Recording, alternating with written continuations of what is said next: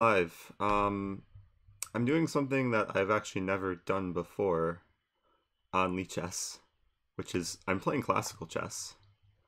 This is a 20-minute plus 10 monthly arena, so it's a much longer game than I'm used to playing, which will hopefully give me more time to explain things, calculate more, hopefully be more instructive, higher quality chess.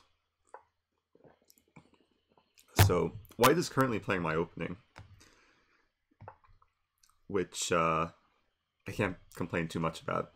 I usually enjoy playing the London from the white side and from the black side. Uh, yeah, one of my favorite openings from both colors. And these days, there's a few moves in this position. White can play knight f3, white can take, white can play c3. And it looks like this guy has never played a classical game as well, so sort of unknown. Play some blitz. Seems like a very beatable player. I'll play knight c6 here. Now the typical London position is what happens after c3. And actually c3 is not considered to be the best move because black can hit white with queen b6. And this is what I'm looking forward to. I'm looking forward to just equalizing right away. And after queen b6, my preparation goes on for a bit longer. So we'll see what happens. Chess experimental. I like this idea. Real chess. Yeah, finally some real chess. Not some garbage 1 minute or hyperbulate or variance. So it's going to be relaxing today. Queen b6. And I mean, this line has been around for ages. And this queen b6 move is one of the reasons why the London used to not be so popular. Because a lot of white players would just run into this, not know what to do, or black would just equalize. And white would usually be maybe scared away from playing the London. These days, there's ways to avoid this line for white. For example, white could play c3 here, and after knight c6, play knight d2. And then queen b6 could be met with queen b3. And there's some differences in the move order where you don't want your knight to develop to f3 so early because you want to make sure your queenside can be better off if the b2 pawn is attacked. He plays queen c2, and now I'm actually going to be in a dilemma here because I had this position a few days ago in a blitz game. It was against like a 1400, and I played what I thought was a very good line. I took on d4. My opponent took back with knight. I took. My opponent took, and then I played bishop f5. Luckily, I looked over that game that I played a few days ago, and it turned out bishop f5 was just a bad move because it actually allows queen take f5. And after queen take b2, there is some issues for black, but I forget what. What were the issues?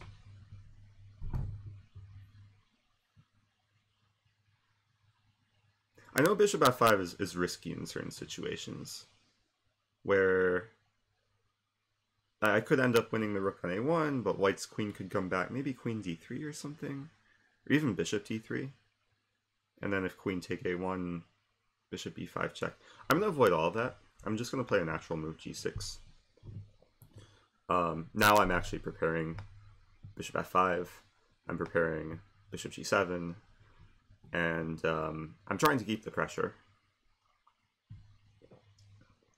Of course, I'm always happy if white takes on c5, because then I take back with queen, and then I have future ideas of e5. Also happy if white plays bishop d3. That runs into c4. So I will admit I'm sort of out of my preparation, but I think this is going to be a very reasonable position. So he plays knight d2. So now the question is, do I play bishop f5 immediately? Or do I do something else? If I play bishop f5 immediately, he plays queen b3, c4. We can trade on b6.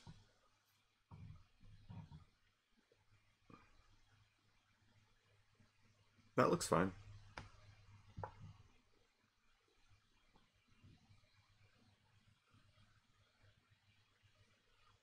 Very often what happens in these sort of like middle game structures is the queen will come to b3, I play c4, we trade on b6, I get the open a file, and then I get the queenside space.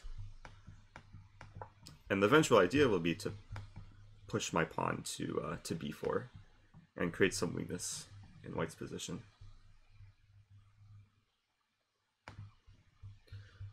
So what I'll do, because this is a much slower game than what I'm used to, I'll try and interact with the chat more. We do have a couple commenters. Hello to Check to the King. Thanks for watching. White just played h3. Maybe preparing against knight h5, giving the bishop some breathing room.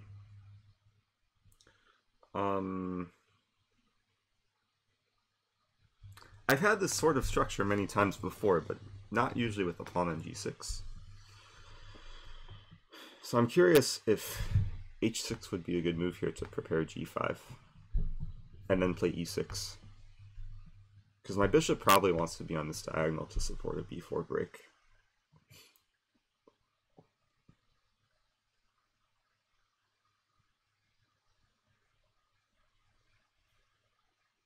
And it's kind of hard for white to stop g5, unless he wants to play h4. Let's do that. It's all about finding harmony with the pieces. Like, if my bishop goes to g7 and I castle, it looks normal, it looks solid and safe, but like the bishop really has no purpose on g7. He plays g4 right away, which now puts me in a situation, do I want to retreat to d7 or do I want to play bishop e4? And both moves seem very feasible. If I play bishop e4, I am giving away the bishop here, but it might be worth it. Bishop e4, knight take e4, knight take e4. There's some knight d2 move. We can trade more. So if I play bishop d7, he's probably going to get the move e4 in at some point. Bishop d7. It's just easier for white to play e4.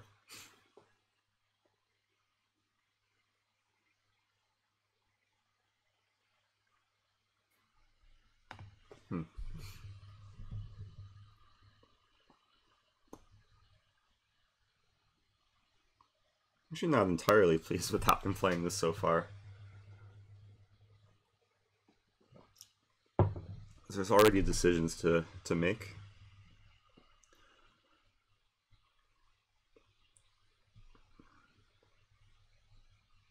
So, okay, let's calculate. Bishop e4, take. He could play knight d2 immediately. We can trade on d2. I actually don't like that, because he's going to get an e4 anyway. If I play bishop d7 right away, he can't play e4 right away because I just take with pawn. And then in the meantime, I just want to play some kind of b5, e6. And white's going to have to prepare. And then even if white gets an e4, maybe I can just ignore it if I have the pawn on b5. So I'll play bishop d7. It looks weird. Looks like I'm kind of wasting time. There's a game that this sort of reminds me of between Capablanca, or Capablanca was black. He was playing Janowski, who was white. And he made some decision like early on in the game to move the bishop from f5 to d7 before playing e6. And it worked out really well for him. So I'm going to play e6 here. Bishop e5 should not be a problem. Or is it? Bishop e5, take. No, let's play b5 first. b5 is more flexible. I know I want to play b5, I'm not entirely sure if I want to play e6. Jesse HF2 is in the chat. XI Sparks is in the chat. Very well known idea in the London for white. Not allow the pawn to reach b4. It's true.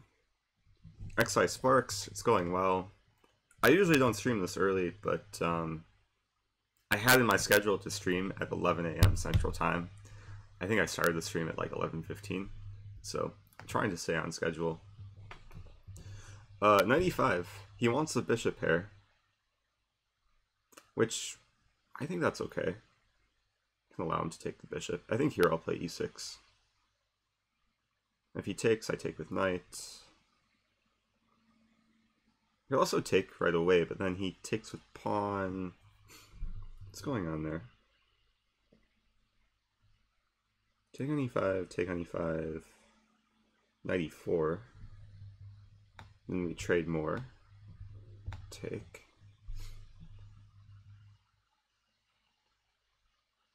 That looks very reasonable, actually.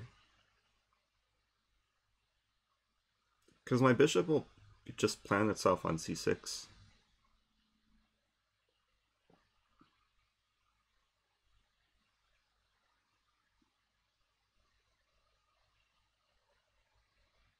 But the thing is, I don't want to simplify too quickly. Maybe I'm just completely overthinking this against a player who I should probably beat regardless, but I do want to play accurately.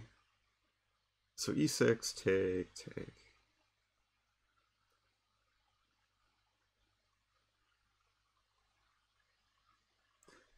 If my knight comes to d7, it can go to b6 later. Then my king can come to d7, my bishop can come to d6. That just seems a bit more harmonious with the structure. He could temporarily get the bishop pair, but I think this idea with the eventual king d7 and bishop d6 should neutralize most things. Give black a comfortable position. Murmur 123 likes e6. I will have to go back and look at the theory here, because I don't know if g6 was actually the best move. Maybe what I should have done was not go for this sort of structure with g6. Like maybe I should have just played bishop g7 and castle and be patient. Yeah, in hindsight, yeah, maybe that was a better option. But too late. He plays knight f3. I'm very tempted just to play b5 or b4. Increase the pressure.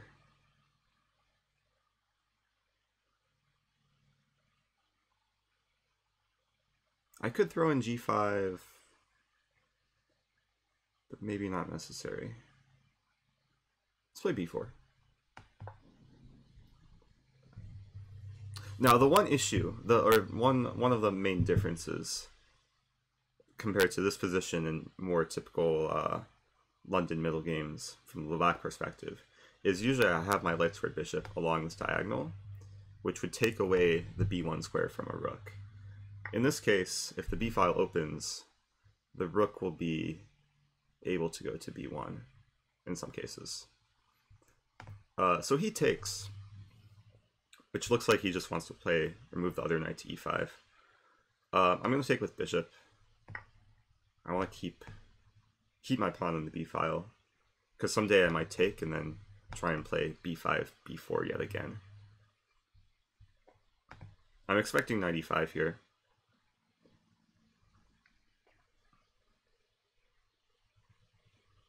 Very positional game so far. Queens got traded early. If he plays 95, there will probably be more trades. Like 95. Oh, no 95. Okay. So he castles. Now it's a question what to do. There's one move that really sticks out here. Is this move 94? Just like get initiative. Like attack c3 and see what white does. I'm also maybe preparing some bishop d6, maybe preparing f6 to stop 95. That just looks like a good move. I'm going to do that without too much calculation. Like, if you can improve a piece with initiative, it's usually the type of move you can play quickly without thinking too much.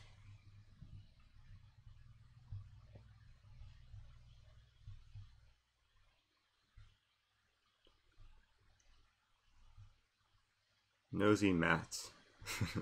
Surprised by classical games. This is actually my first ever classical game on Lichess. So I better not lose this. I have the provisional 1500 rating. And I was contacted by someone, I think, who helps run the Lichess 45-45 League, which is like the popular classical like online league.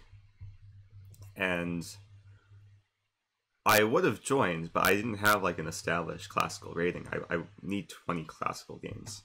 So hopefully by the end of this stream, I'll have at least a few games and a more established rating. But it takes a long time to play classical games. Like this game alone could take over an hour with increment. Some more comments in the chat. Actually just got here. Yeah, we could go back to the opening. I think I misplayed it though. I'm gonna take on b4. Yeah. And that's actually the nice thing about having the double b pawns in that position is I play b4 once, but I can have b4 another time. He plays a3. Kicking my bishop. If I play bishop d6, we could trade. And then he plays 95.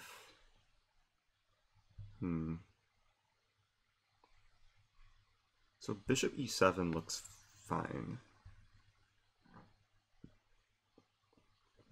I don't think black wants to trade here. And black has a little bit more space. Pawn on c4, knight on e4. And I think the goal is to play some restrictive chess. Like maybe at some point play f6, restrict this knight, maybe play g5, kick the bishop, maybe go for h5, like long-term plan.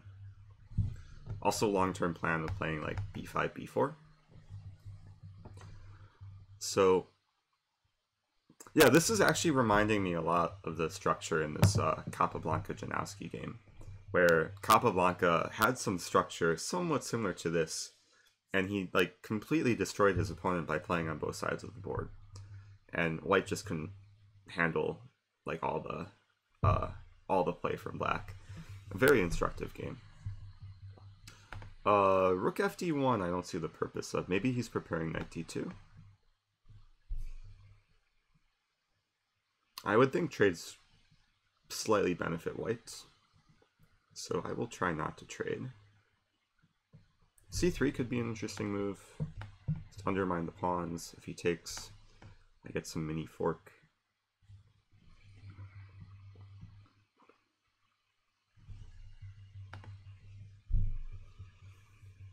So I'm imagining he plays knight d2 and then I get two moves in a row.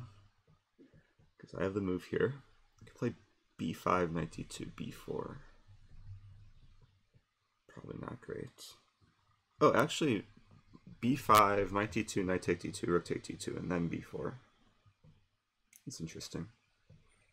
With the pin, maybe even winning a pawn.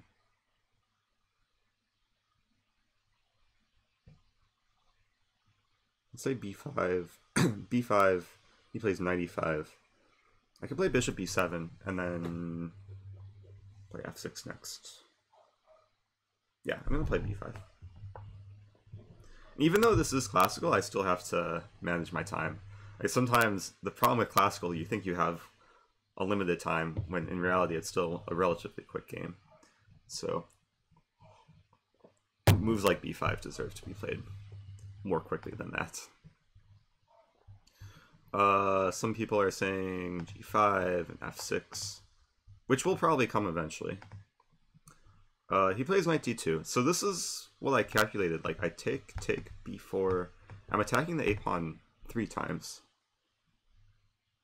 And that just looks good. I mean, he could play e4, but I don't think it does anything.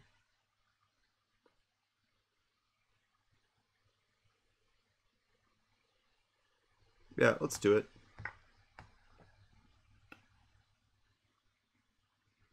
The one issue is my rook on h8 is still out of the game.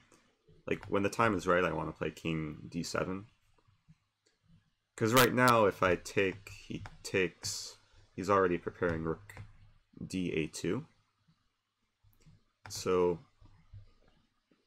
like, if it was my move in this position, I might go for king d7 and just, like, keep all the pressure. We'll see what he does. Bishop d1. I don't think that changes anything. Does it? Bishop d1. Maybe he's preparing a4. The thing is, if he ever plays a4, I play b3. And his a-pawn's a goner. So I'll play king d7. Just connecting the rooks. And this way, my rook on a8's defended. There's some potential to double up in certain lines.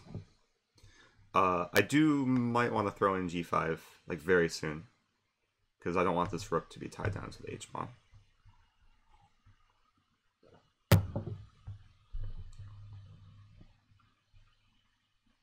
Okay, it's hard to keep up with with all these comments and focus, like, mostly on the game. Der Dolg sent a Lee chess study in the chat, which I can look at really briefly. Wait, what?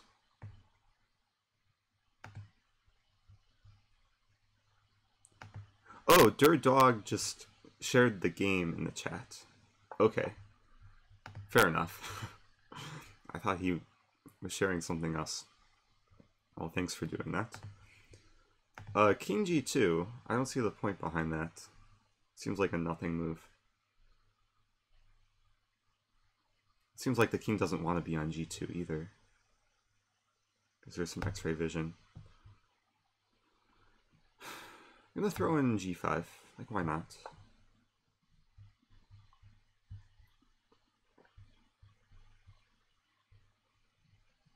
Oh, and thanks for the comment.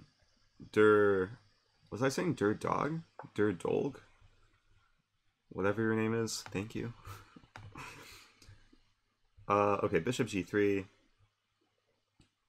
So the question is, do I want to take right away? Do I want to double up?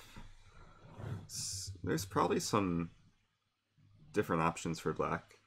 If I take on a3, he takes, I take with rook, take. That's good enough, probably. Yeah, just double pawn.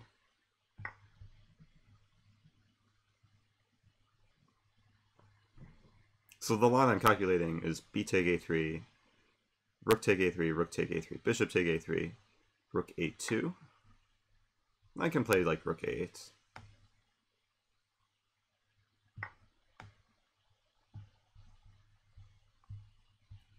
And hello, Axe Villager. Good to see you again as well. Very slow pace today. So if anyone has like any questions, I can probably just answer questions like during these games and not flag like other streams. But so far it's been very positional. And this is what you'll see a lot, like, against the London. Like, sometimes the best strategy for black is to get some structure like this, with the double queenside pawns, or double B pawns, and then go for the pawn storm. And I have had a lot of games where, like black, or sometimes from the white side, you just win a pawn with the pawn storm. So bishop take a3. Now this pawn's going to be very strong. This pawn should probably be the main thing which wins black the game. Because when the time is right, there's always opportunities to push it. So I'll play rook a8.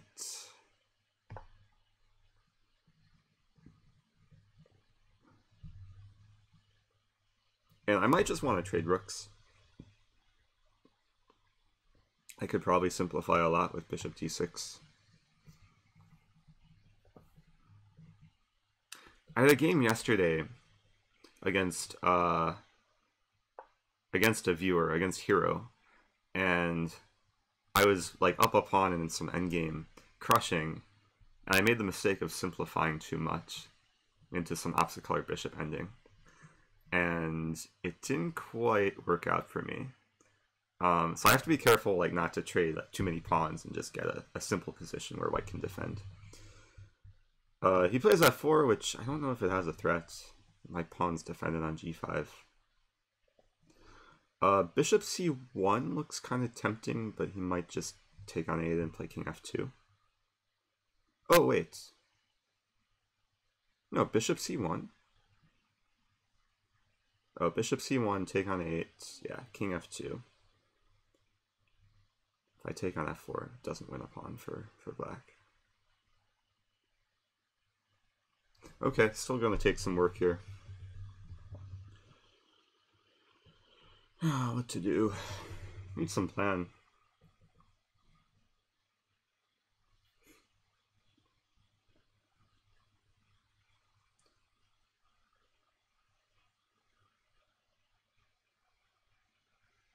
Bishop c1 looks attractive, but I don't see the follow-up after taking king f2. C3 looks interesting, but it might be too ambitious. Because I want to leave the pawn there until I'm sure pushing works. There's some idea, like this bishop is really bad right now. I'm wondering if I can somehow maneuver it to e4 someday. That would be the dream. I think I'll just start with f6. Like, it solidifies the g5 pawn, but it also opens up some potential maneuver. And sometimes these positions it's just about being patient, not making any like rash decisions, just slowly improving until there's some opportunity.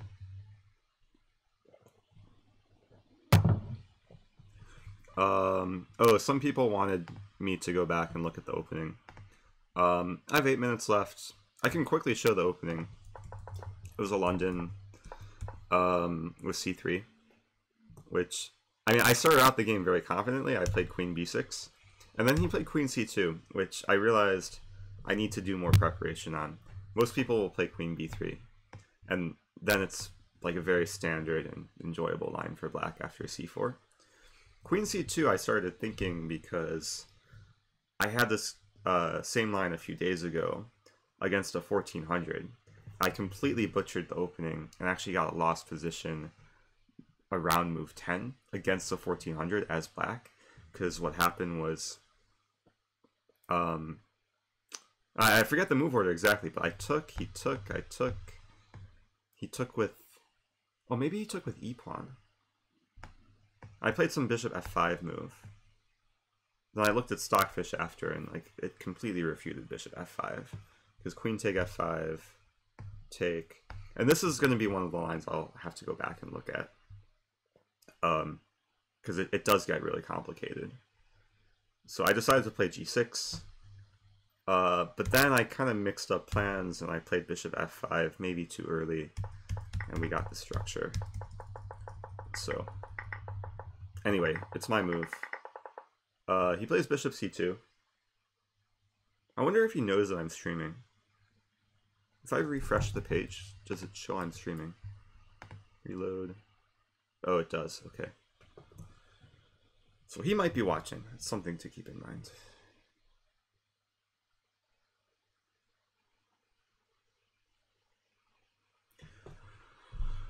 Okay. Well, now this bishop e8, bishop g6 maneuver is hard to accomplish. Meanwhile, my rook's tied down to the bishop. Bishop c1 still not super effective. But I am up a pawn. I'm wondering now, if I bring my king to, like, actually king c7 or king d6 don't work because he takes with discovery check. Thinking about bringing my king to b4.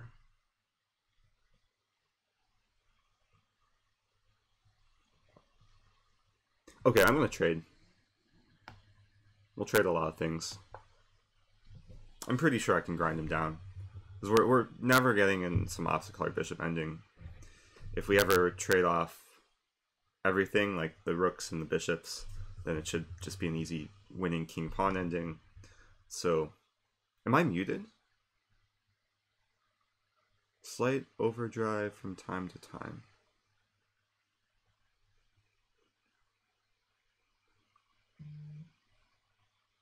Is that okay or mute? Let me know, is the audio okay? Okay. And let me know if it's clipping too, because there might be some issue with my microphone. Oh, your opponent is muting your stream to avoid cheating. Little clipping. I could turn the volume slightly down, but I could just try and talk more or less loudly too. Absolutely perfect. Well, that's good to hear. Okay. We're taking the rook. Yeah, I was noticing that too, and that hasn't happened before, and I've kept all the settings the same. So I'm wondering if there's something I did accidentally, or how do I fix it? Turn the gain down. Okay, I turned the gain below 50%, so maybe that did something. That might just force everyone to turn their volume up. But, okay. So he's keeping all the bishops on the board.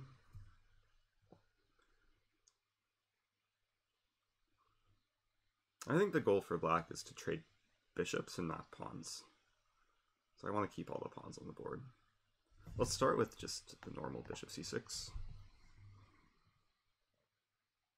Oh, and my computer's not plugged in. It's about to die.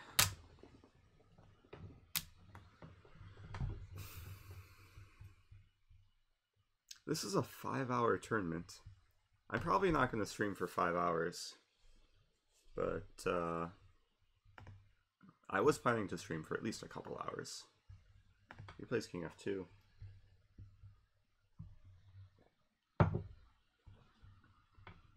So black needs some plan. Like, white's plan is probably just going to be to wait around. So there's a few plans. I could bring the king to g7 and maneuver the bishop. I could try and bring the king to b5 and play bishop b4.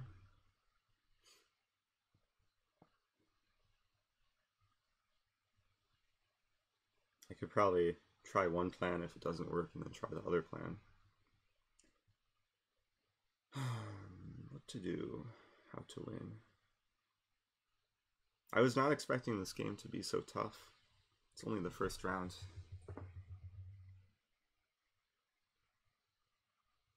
Okay, I'm bringing the king to e7 and then eventually g7.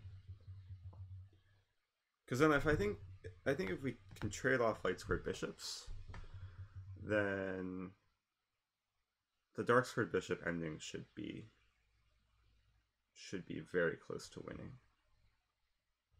Because my pawns are on light squares. These pawns are fixed on dark squares. I have some f5 break if I want. If he avoids the bishop trade, then my bishop can be on a nice diagonal.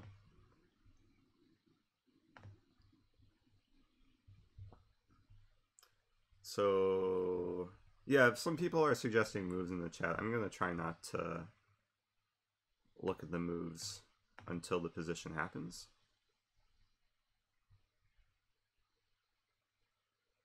Bird is saying he muted you. Okay, I think the audio should be okay. Let me just make sure. Yeah, it looks okay. I have like the little bar thing which shows the levels.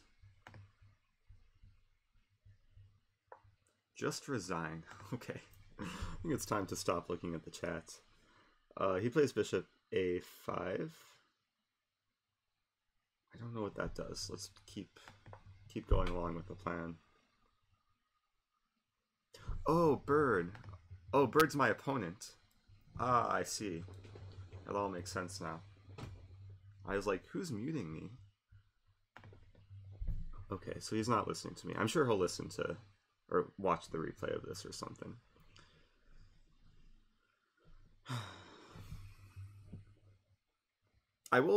I should note that listening to me stream... Oh, by the way, thank you XI Sparks for subscribing. Really appreciate it. What was I saying? If someone listens to me streaming while they're playing me, I don't consider it cheating.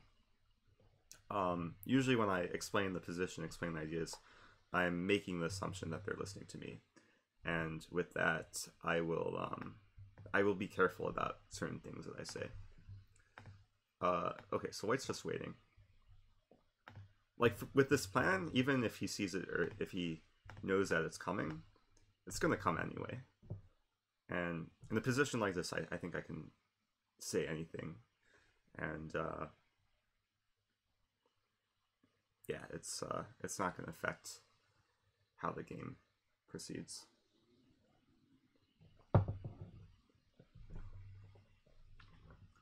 So I will be curious, like, will he trade bishops? Will he keep bishops on the board?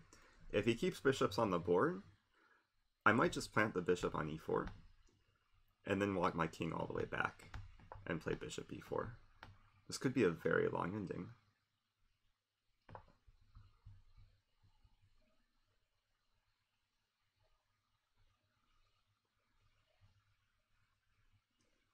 And the idea with this position is to try and torture White.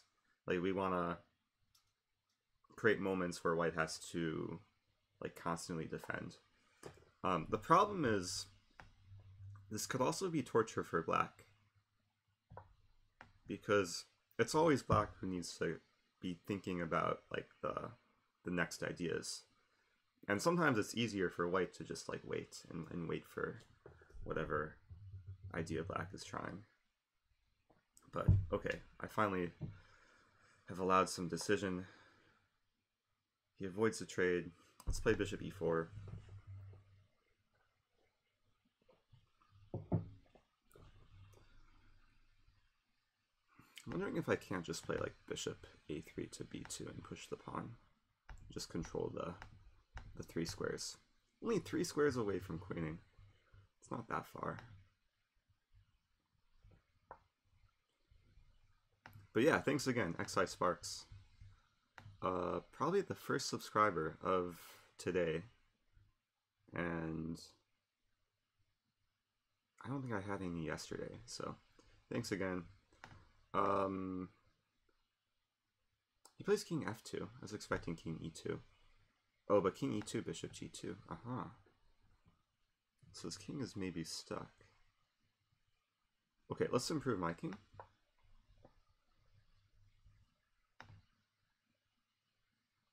Man, I have to like somehow program auto mod to allow the name Yasser.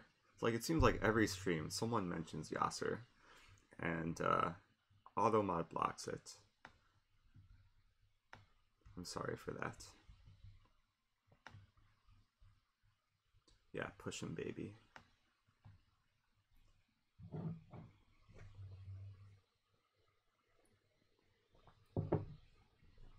For anyone who hasn't heard the Yasser Seirawan song on Spotify, highly recommend checking it out.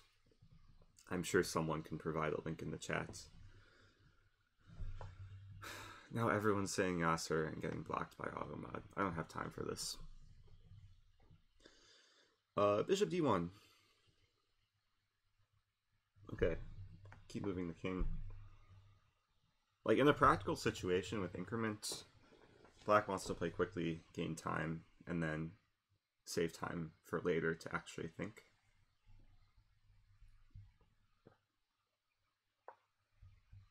I think it's, yeah, it's allowed for some people, but not others. It's weird. So now he wants to trade bishops, really. So if I take the bishop, he takes with king.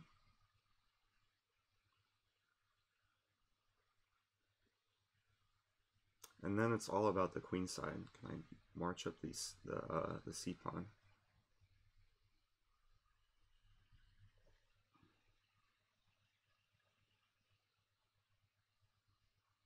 Also have f5 here. That doesn't really make any sense. Yeah, I think I can just take. Let's just calculate. I could probably calculate until the end. King d7, king e2, king c6. Let's say he just waits, like king d1, here, bishop b4. The problem is he might just leave his king on c2 and play bishop g3. That could be really annoying.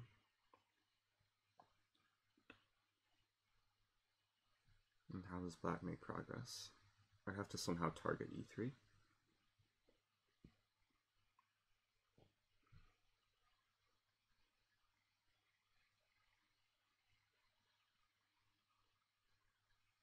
That could be really annoying, actually.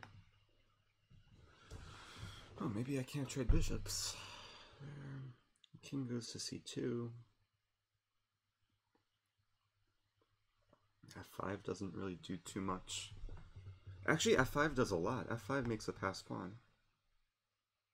Whoa, whoa, whoa. Okay, take. I get my king to b5. He gets his king to c2. And then I play something like f5.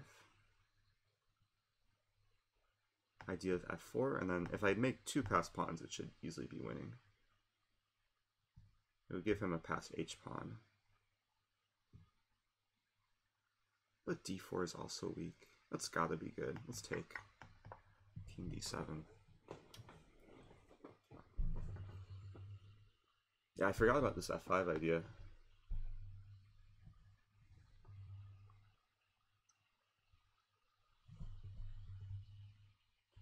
What would Jesus do? Okay.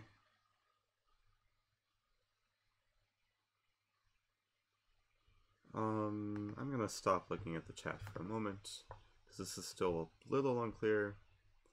And he plays h4, which I sort of forgot about.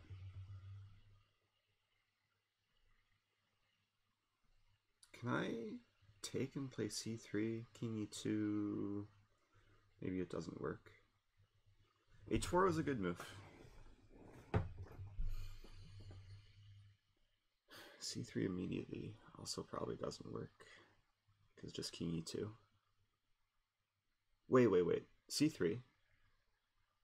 Oh, he could take on g5. c2, bishop d2. No. So if I play c3, he would probably take, and I take.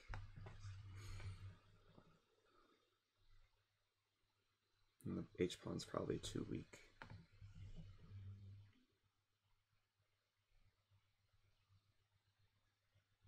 Okay, this is gonna be weird, but I'm gonna take and play king e7. I just don't like that so many pawns are getting traded. King e7, g5. I have to play f5. g6 check.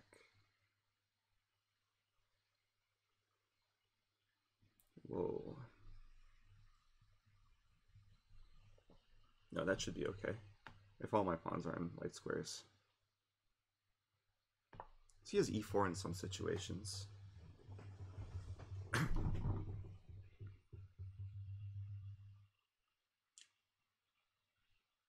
I think I have a feeling it's winning, but I'm not entirely sure. There's usually like these same colored bishop endings. If one side's up a pawn,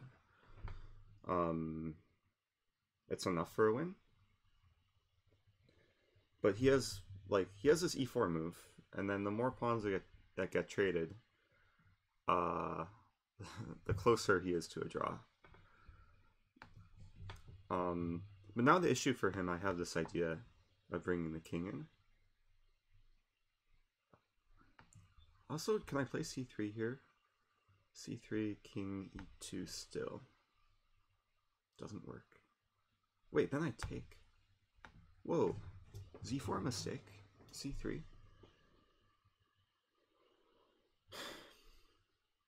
c3. You might play... No, bishop take f6. Take. No, that doesn't work. I just want to play c3. What if he plays e5? c2. Bishop take f6, king f7, bishop g5, and then bishop a3. That wins. And if he plays... Oh, he could play king e3. But then I take on e4.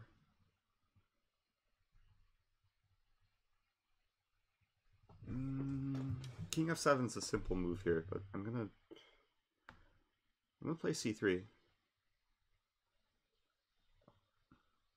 I don't see anything wrong with it. If he plays g5, g5 shouldn't work. Running low on time too.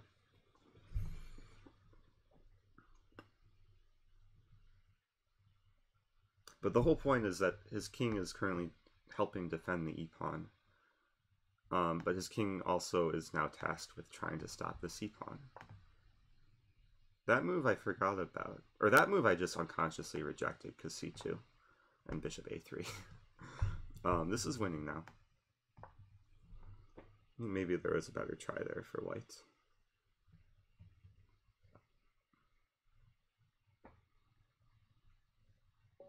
Okay, that ended abruptly. Let's go to the analysis board. I will say that this tournament I'm not trying to win, I'm just trying to have decent quality and instructive games. Let's start with the opening, because I'm actually really curious about this queen c2 move. Third most popular move. Black scores well. But what to do here? I mean, black would like to play bishop f5. The problem is d takes c5. And I'm not entirely sure this is actually working for black. I think white is happy here. Infinite flash chess. Pointing out, I am not trying to win. I might win anyway, but we'll see. Oh, bird 25. Yeah, good game, bird. Real quick, stockfish. Yeah, white's just better. So I played g6, which is the most common move. Played by some good players. Knight d2, bishop g7. Oh, bishop g7. I should just keep the tension.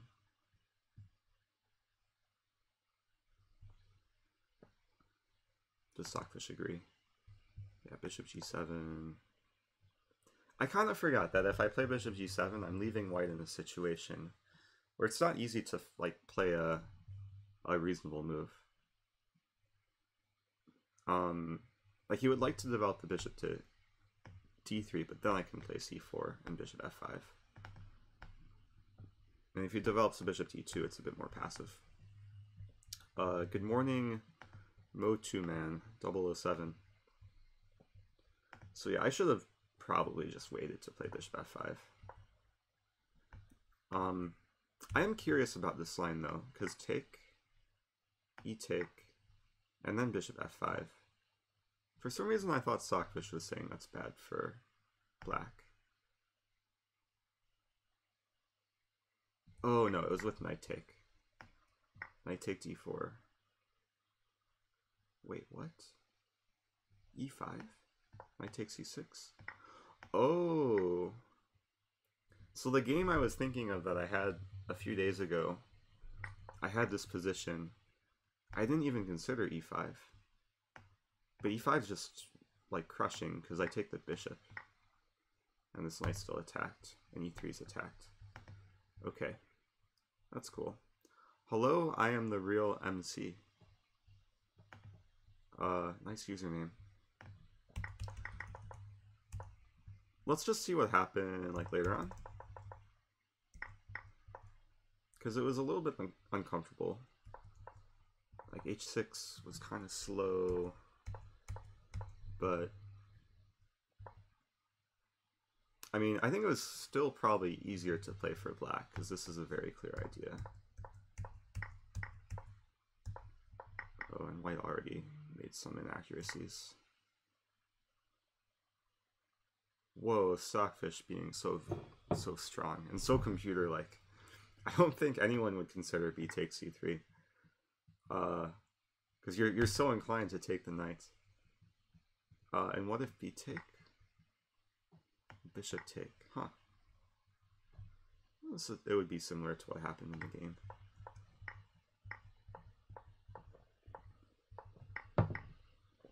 Let's just jump to the end game. Oh, and computer already has analyzed this. Yeah, it was probably winning for black the whole time.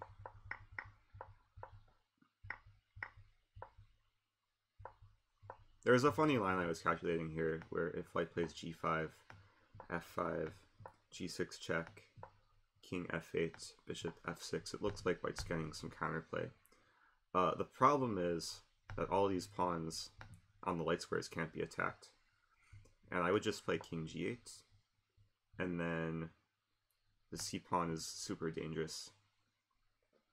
So if king e2, I could probably somehow win the g6 pawn, like bishop f8, bishop g7, and then somehow get my king to g7. Like this. Maybe even like bishop h8. It's weird, but then I'm threatening king g7, king take g6. So, some ideas.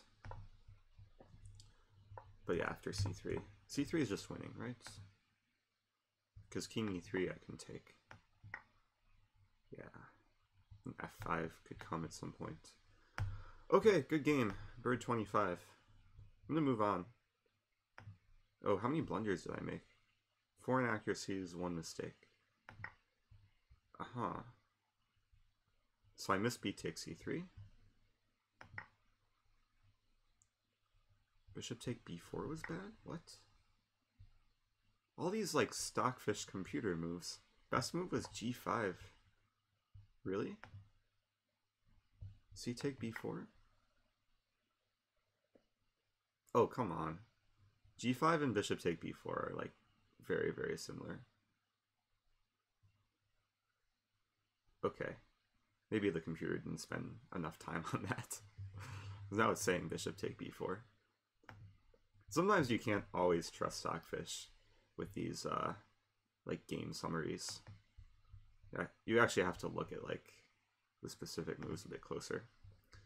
I'm gonna move on, play another game. Hey, I'm in the top 400, and what do I want to do? Let's play a London.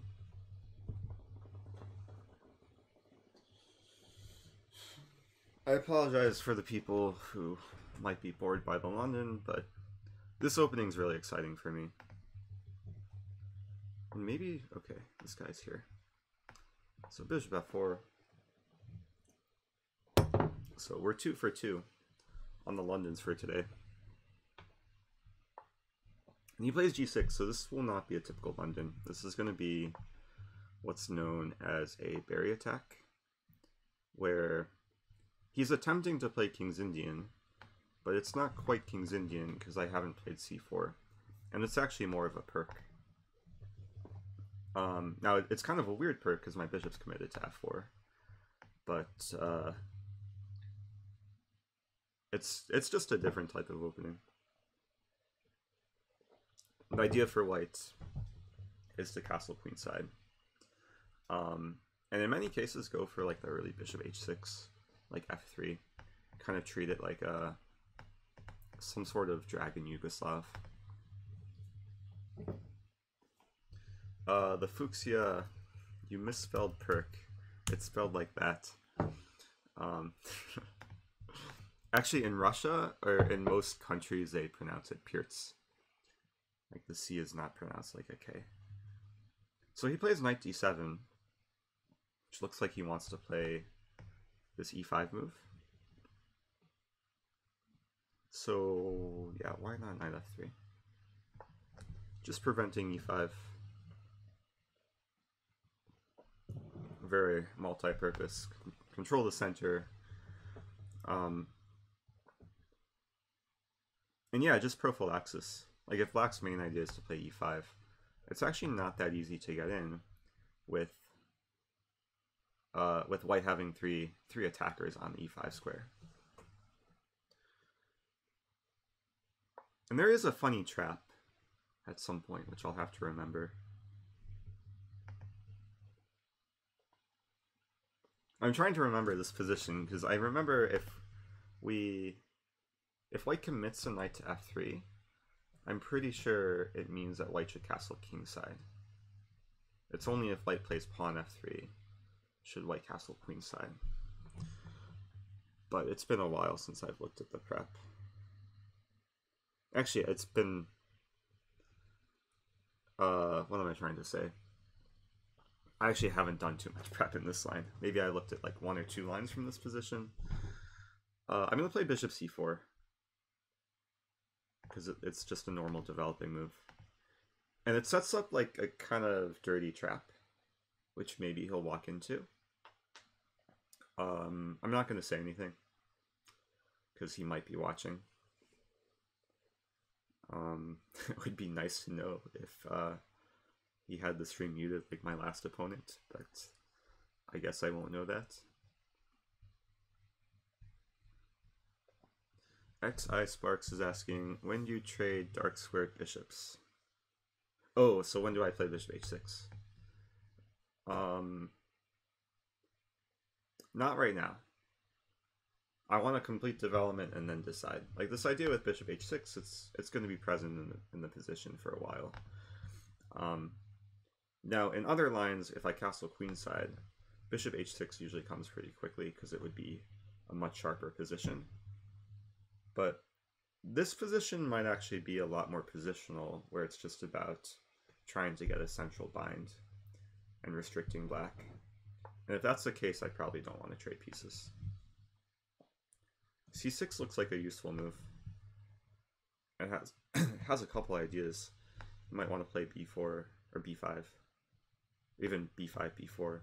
You might also want to play some, probably not d5 right away, but maybe like knight take e4, knight take e4, and then d5. The question is, do I want to do anything to stop him? Or should I just castle? If I castle, he plays b5. I should note that if he ever takes on e4, I'll take with knight. He plays d5, I have bishop d3. I think that's very reasonable for whites.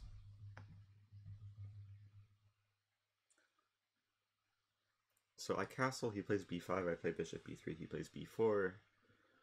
And white's losing a pawn there. So I castle, he plays b5. I play bishop d3. But I want my bishop on the good diagonal. So a5 looks very tempting. Or, I can't talk today. A4. Stopping b5. With prophylaxis. Let's play a4. Gives the bishop some breathing room.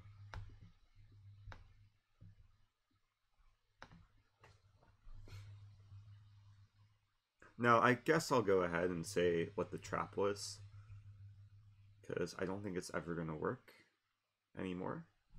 But if we go back 2 moves, or 1 move, if he really wanted to play e5, he could have maybe tried rook e8, but rook e8 would have been a serious blunder with this, because it runs into very thematic bishop take f7, king take f7, knight g5. King would go back, and then knight e6 traps the queen. So, funny opening trap. I don't think I've ever had that in like a real game. This bishop take e7. But it's bound to happen eventually.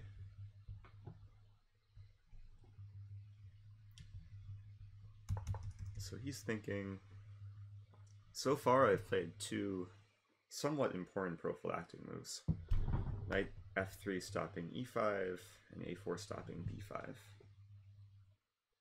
And usually when you have more space, that's one of the main strategies. You just want to restrict your opponent. You don't necessarily want to like attack and kill them, but if you just restrict them, it can be more effective. It can also provoke blunders. Infinite Flash Chess pointing out d5 would probably hang upon. Unless it doesn't hang upon. d5 take knight b6 is interesting. Maybe d5 works. d5.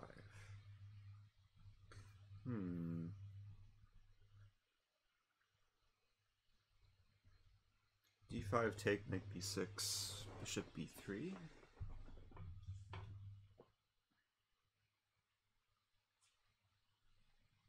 think most of the middle games, white's going to be slightly better. Like even if he gets some central break-in, we'll get some position where I'll have a pawn on d4.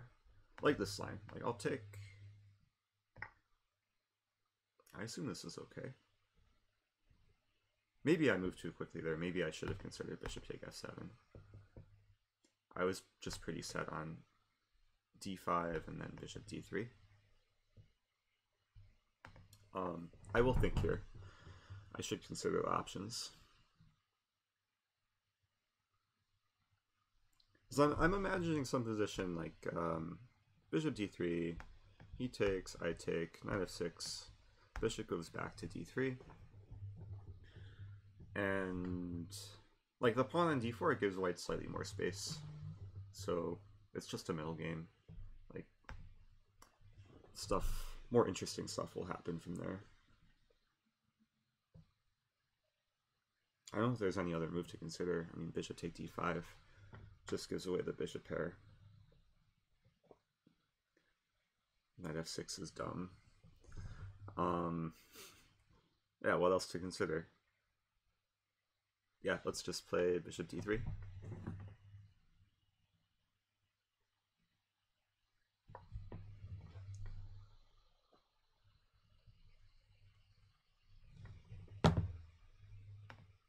You should have probably berserked. That's how you win the tournament. So Monkey D. Bill giving some very insightful advice. My goal, I said this earlier, but my goal is not to win the tournament. I don't think I'll even be able to finish like half of the tournament. It's 4.5 more hours. I'm just trying to play some like decent quality games and get my my classical rating slightly higher. If I play a really low rated player, maybe I'll berserk, just so I can try and play higher rated players later. Okay, bishop back to d3.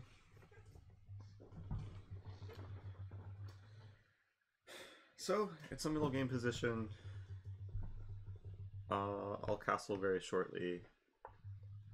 I was about to make an observation that his bishop didn't have anywhere great to go, but now I'm realizing bishop g4.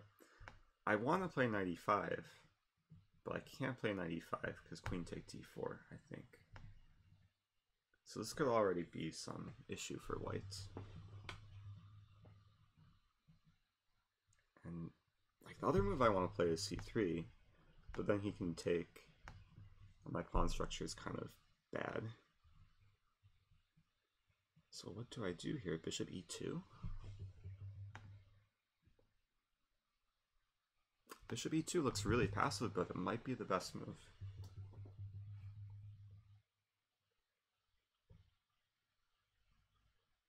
Looks really passive. He has knight e4 and queen e3.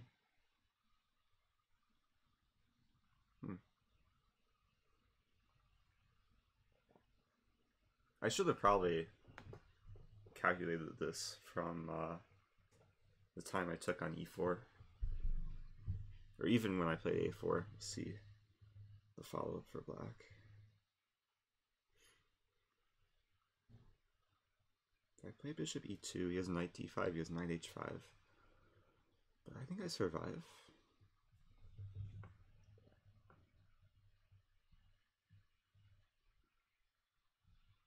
I'm trying to figure out, like, if I play c3, he takes, I take. Is the bishop pair worth having the double pawns?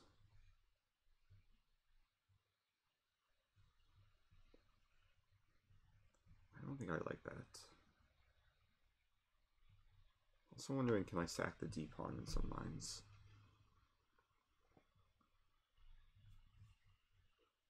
Like 95, queen take d4, knight take g4. Knight take g4.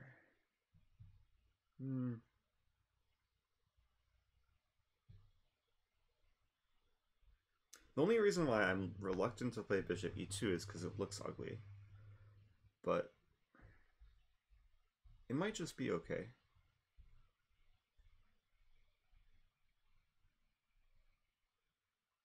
If I can castle and play c3, it'll be very okay. I'm gonna do it. I don't see anything wrong with it. I mean, it's slightly embarrassing the number of times I've moved my bishop. Like starting on move 10, I moved it once. No, I moved it to c4 as well. So starting with move 7, that's once, twice, 3 times, 4 times. I've moved the same piece 5 times in the last 13 moves. So maybe not following the best opening principles, but I'm just trying to like get some slight edge. Like here there's an argument that like there's already some slight edge. I have a pawn on d4, slightly more space. The objective with bishop e2 is if I play h3, he takes, I take, and I have the bishop pair, which is another slight edge. So I'm essentially putting the question to see whether he can punish me for playing too slowly here.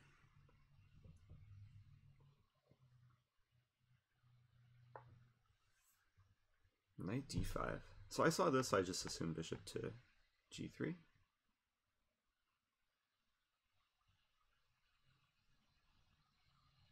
I mean, I could allow him to take, I could castle, but I don't want to give black the bishop pair. Oh, also he's threatening to take on f3 and then take on d4. So if I play c3, he takes, I take. Bishop g3 looks fine. Bishop g3. c3 will come very soon.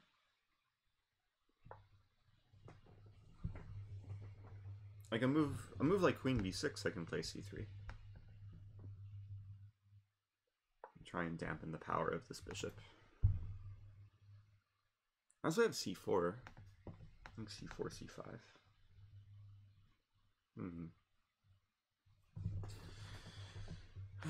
What to do?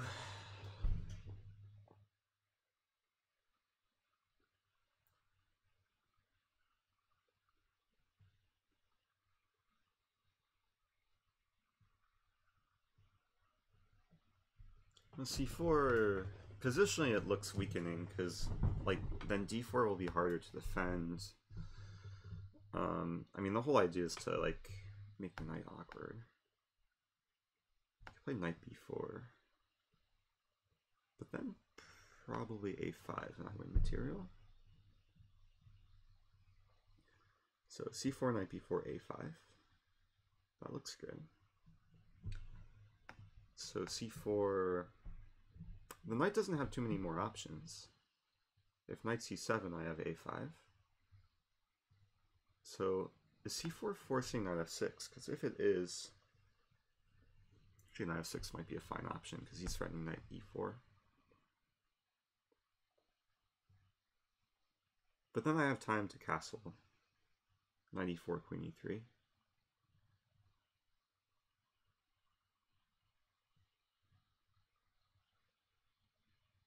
Also could throw in some a5 move.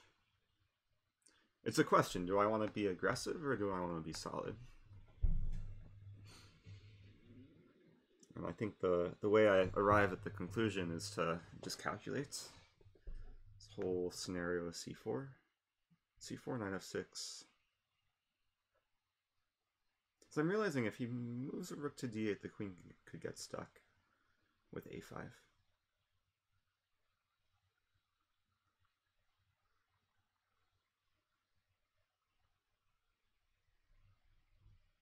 It feels weird to attack him with my king still in the center, but let's do it. Am I missing any like bishop take f3 intermezzo? Bishop take f3, take f3. I don't think so. Okay, I'm doing it. It feels wrong, but it might be right. It should be right.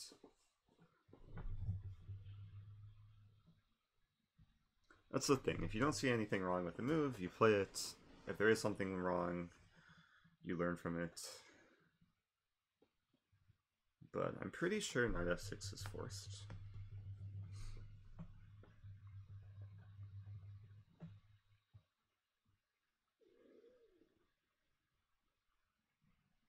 And then the question is, do I want to play a5 or c5 right away or castle right away? So if I don't play a5 right away, he could play a5. Some positional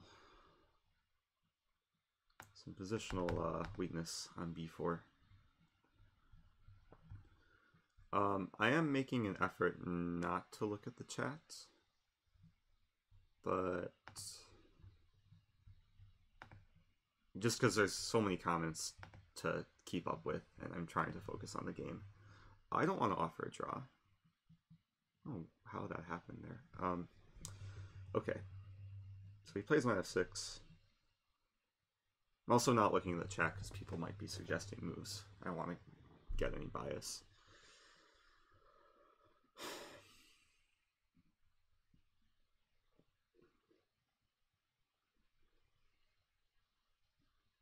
I think a5 might be the best approach.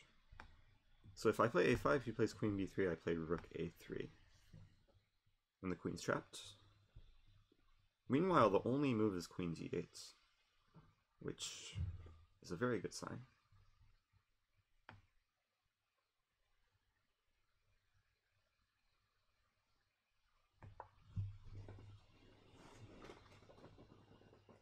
I mean, there's still ideas for him to play like knight e4. Let's say queen d8, he would be threatening knight e4. Get the bishop pair, then this bishop is really annoying. So I'm thinking queen d8, I play queen e3. Just restricting him.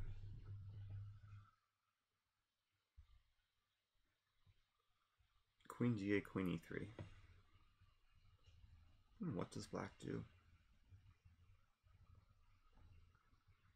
There's been a lot of prophylaxis this game. A lot of just preventive moves. Trying to make sure that black can't get what he wants. Oh, no draws before move 30, really? Interesting.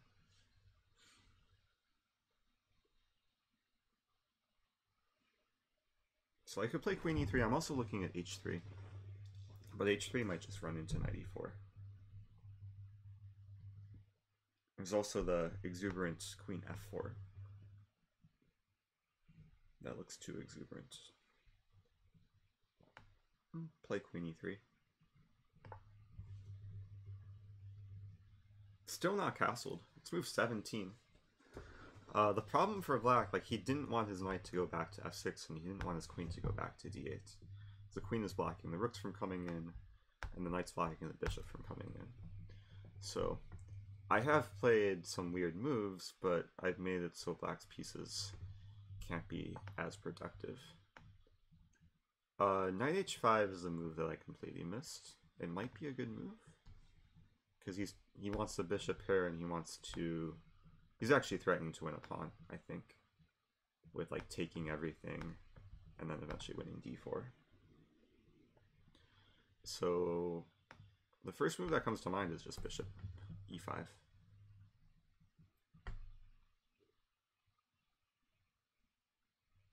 Like bishop e5, I don't think he can take on e5 because I take with pawn. This knight's stuck. If he plays f6, f6 is going to be annoying for both of us because my bishop gets stuck, but his bishop gets stuck. So, bishop e5, f6, bishop g3.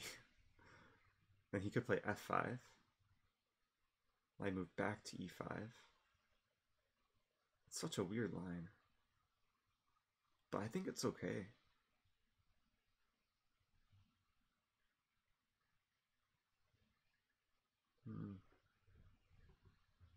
There's also this line bishop e5, f6, bishop g3. He could take on g3, h take g3, and then play f5. But then I have knight e5 in the end. Let's do it.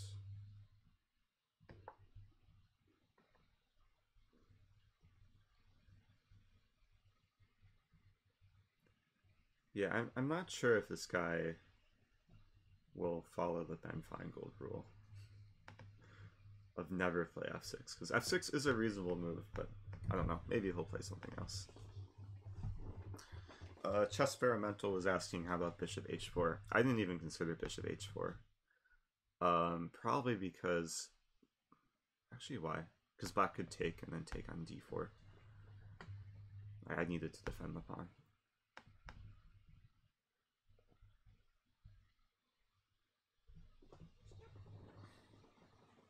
I thought this was going to be relaxing, but I'm actually using a lot of energy. Like, these positions that I'm getting into, they're requiring a lot of effort.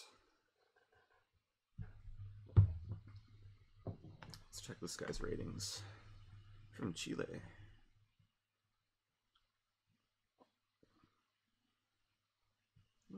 Let's play a decent amount of classical. Okay, fair enough.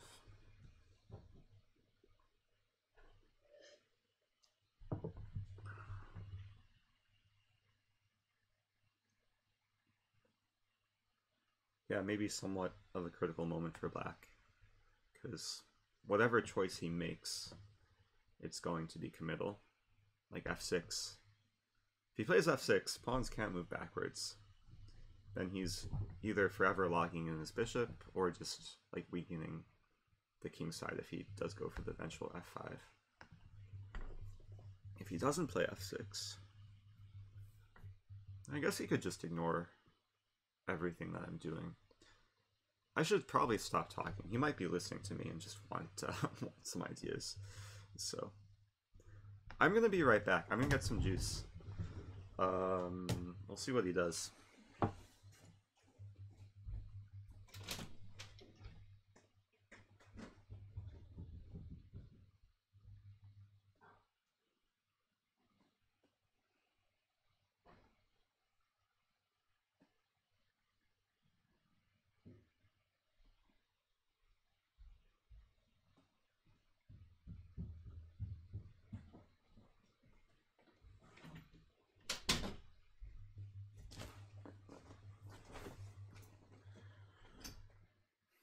Okay, he's still thinking.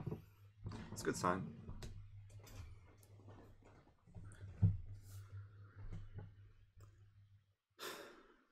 Oh, Noki Kala finally caught a stream. Yeah, I usually don't stream at this time. I usually stream like late at night, at least Central Time. But I've been making an effort to actually put together a schedule for streaming. Okay, he plays f6, bishop g3.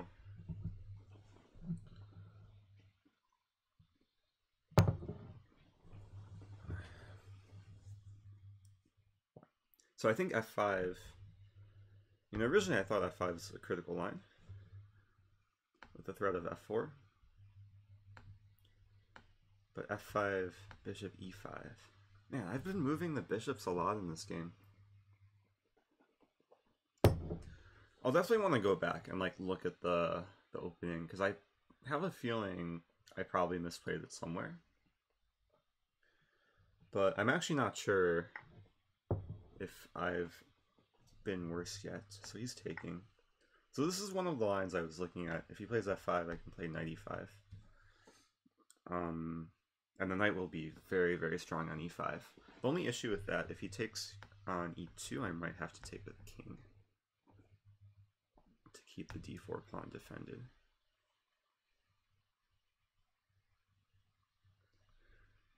There is a rule in chess, though. Like if the h file opens and you haven't castled, then it's usually okay to just not castle and put the king on f1, because this rook will exert pressure in the position. So even if my king has to capture on e2, if I eventually just put it on f1, it should be relatively safe. And he plays queen d7, so keeping the tension.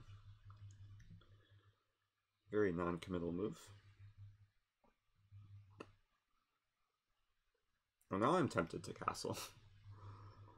Just get the rook to the center.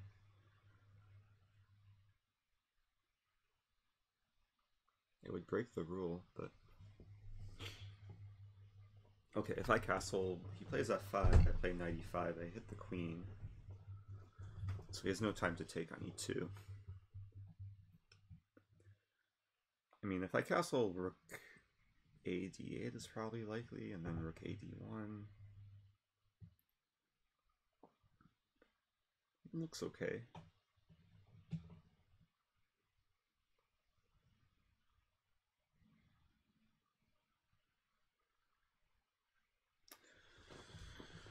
I'm not sure what else to look at here.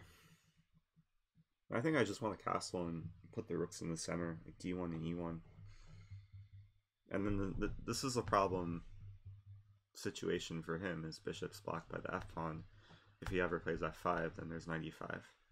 So, yeah, I'm just gonna try and reinforce the center.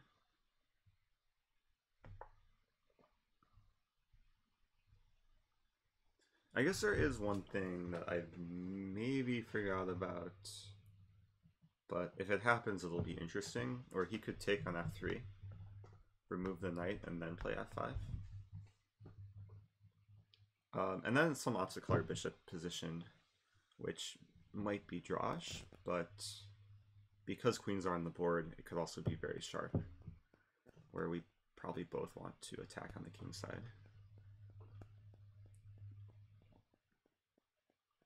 Yeah, whatever happens, it's going to be interesting. I guess I could calculate bishop take f3, bishop take f3, f5. Okay, that didn't happen. Does he really want to play e5? That looks wrong. He's also over defending the e-pawn. Seems a bit strange.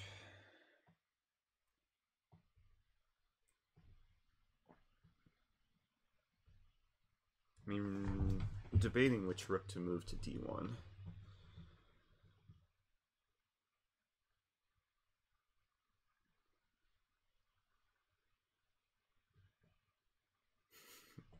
I don't know if it matters too much. Maybe rook fd1. My a rook is doing something.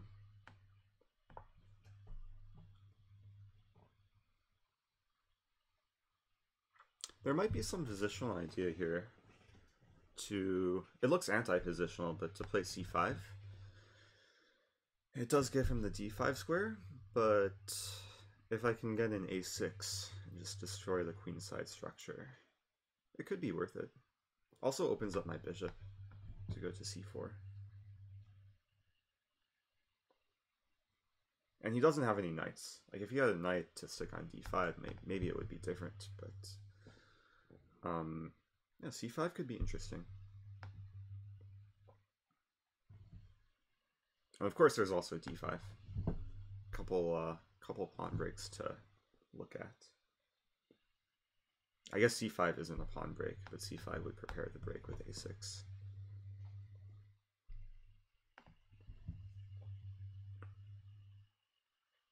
I also have to like just keep an eye on tactics. Like, of course, knight e5 doesn't quite work right away, but maybe in the future. Probably not right now. Knight g5 could be a move. Right, this is why tactics are important. Knight g5, he takes, and then I made him by force. But knight g5, is it actually a good move?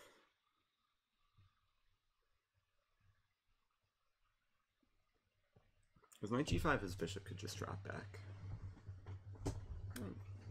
But then I have knight e6. We have some opposite colored bishop ending.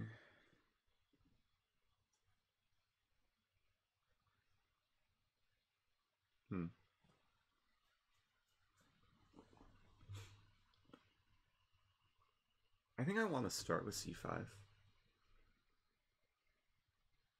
And just like keep the knight g5 idea in my back pocket. And just open up some more ideas. Let's do that. A somewhat intuitive decision, but I feel like if he has to be concerned about knight g5, now he also has to be concerned about bishop c4 check, queen b3 check, a6. So just trying to create more resources.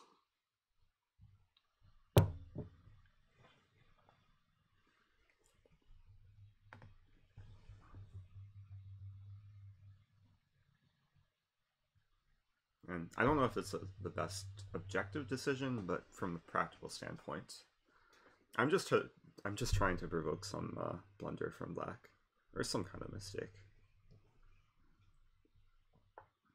Okay, rook d8.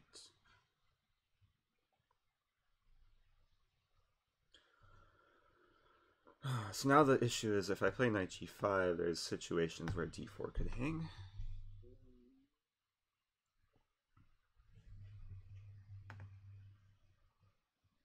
For example, knight g5, he takes, I take. Maybe his e5 in that position.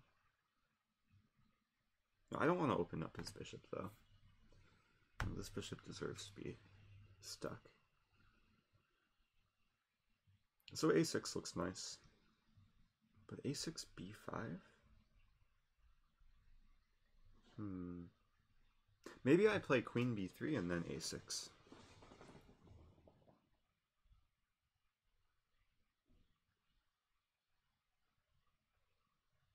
Oh, there's choices here.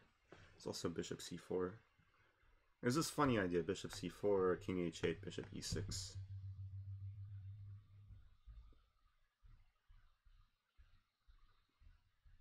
Not too much time to decide.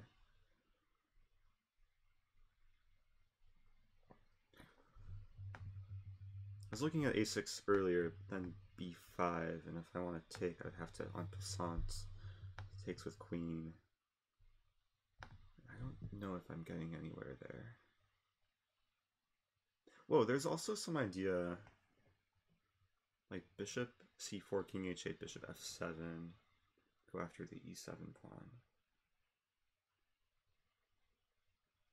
So many ideas. Okay. What to do? If I go for this bishop e6 idea, we trade bishops, he puts the rook on d5. Doesn't look that great.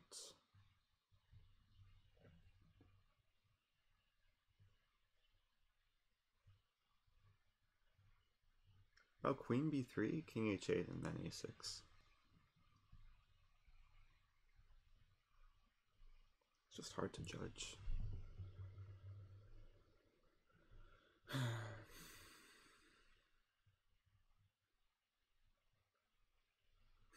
Then I come back to knight g5, of course. The first move I was looking at. Because now I'm realizing if he takes on g5, I take on g4. His g5 pawn's weak. His king's opening up. I might lose d4 though. Man, I don't know.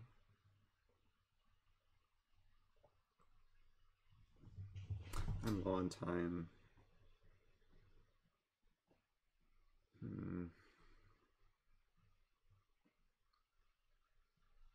Any move to like just keep all the pressure.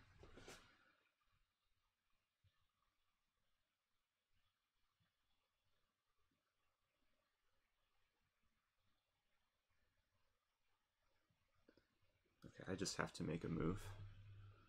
I'm gonna go for knight g5. I think it's okay. Worst comes to worst, we'll get some opposite color bishop ending, which will probably be a draw. But it looks interesting. It's going to be very sharp, because his king will be more open, his pawn structure will be iffy. I was very reluctant to play this move because it helps him open up the dark square bishop if he wants to take the knights, but it is a trade-off.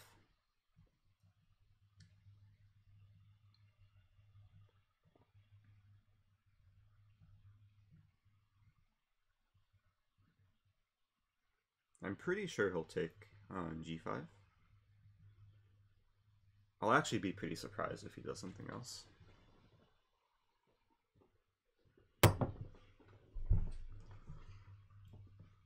I would be very grateful if he takes on e2.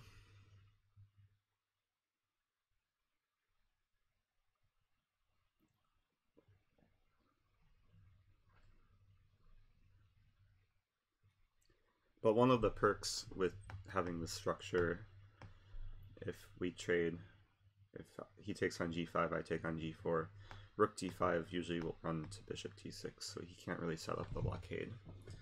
And that might allow some future d5 break. If I can trade off the d pawn, then he'll be left with some weaknesses on the king side. So this is interesting. I'm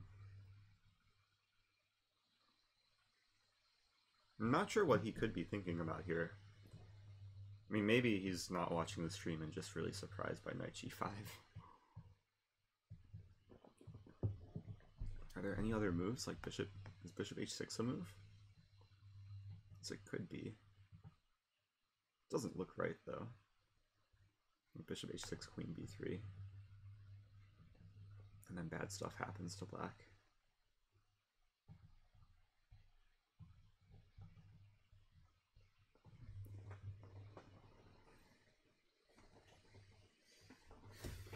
This is the sort of situation I can't really sit back and relax, even though I want to, because low on time. I haven't really calculated too far after what happens in this line, but I do see ideas. Okay, I didn't see e5 coming. Can I take on g5? Or do I play... I don't want to play d5 first. e5 is probably a good move.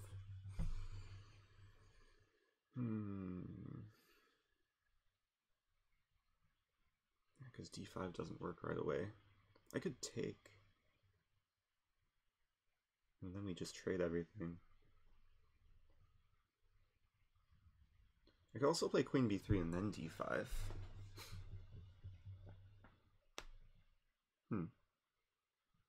Queen b3 is queen f7. Take, take, take.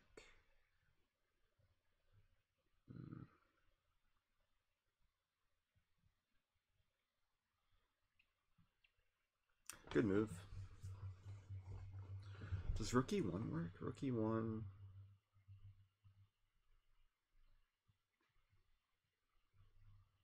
Rook e1 could be a candidate move, actually. I don't know if it's any good. It's hard to evaluate like all the possibilities.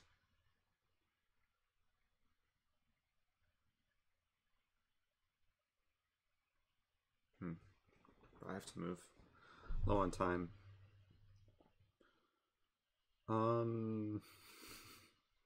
What to do? Take, nah. I'm gonna play rook e1. We might get in some situation where he'll have queen and pawn against the 2 rooks. But at least it'll be interesting and dynamic. Like if he takes on d4, then we get in that situation. I'm thinking it should be fine for white, because white's pieces can coordinate. The only issue is time. Like, can I play accurately with less than 2 minutes?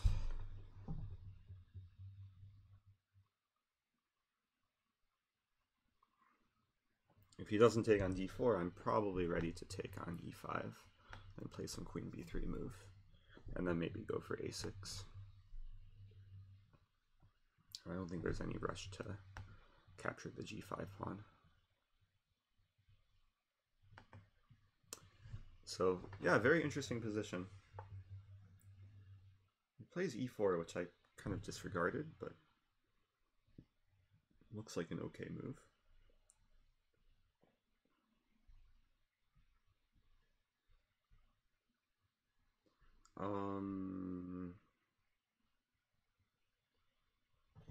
Man, what to do? He wants to take on d4 now.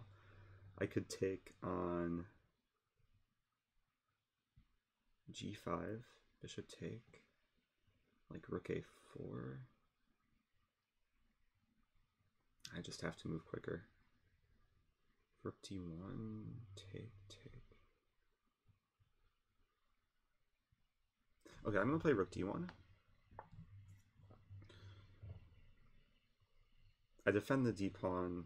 I'm allowing him to take on a5, and then things are gonna get messy. Things could get really messy in this position. To look on the bright side, his g-pawn's weak. His b-pawn's kind of backwards. This e-pawn is actually a long-term weakness because it's just fixed on the light square. At some point I should be able to win it. But my bishop's a little bit misplaced on g4. I would like my bishop to somehow get to this diagonal. Maybe bishop e2 ideas. Bishop e2, bishop c4.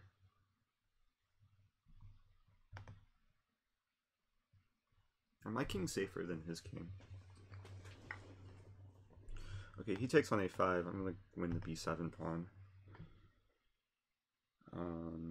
Might be losing d4, but then I win c6. And things could get traded pretty quickly. I guess I have rook. I have rook a1. I'll probably just take on b7 right away. There is some concern about f2, but yeah, there's no time to be concerned. I'm calculating an interesting line. If he takes with the bishop, oh, I can't take because he takes on e1. That's annoying. Yeah, he takes with bishop. Okay. I play b4. Wait a minute, b4. We'll probably play queen a2. I take on d4, he takes, and then queen f7. Oh no, queen f7 is off limits. But queen takes e6. Sacking the exchange. Ah, low on time. Or just queen. Wait, queen takes e6 right away. There's no tactics, right? e3. My king can always run. My rooks are defended.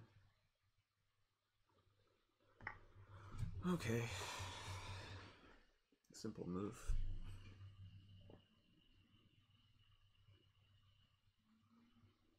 there might be some threat of... Actually, I don't want to say any threats.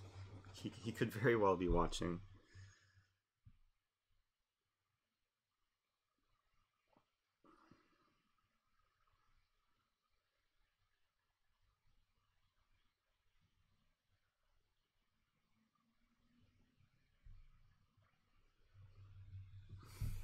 Yeah, both kings can be under targets pretty quickly. His king's safe because he's on a dark square. I can't really attack along the diagonal. But my king, being on a dark square, is somewhat vulnerable. Yeah, rook f8 I was expecting. I think this is an okay move. Bishop take f2, rook take f2. Take. His queen e1 at the end. Ooh. It's not good, actually.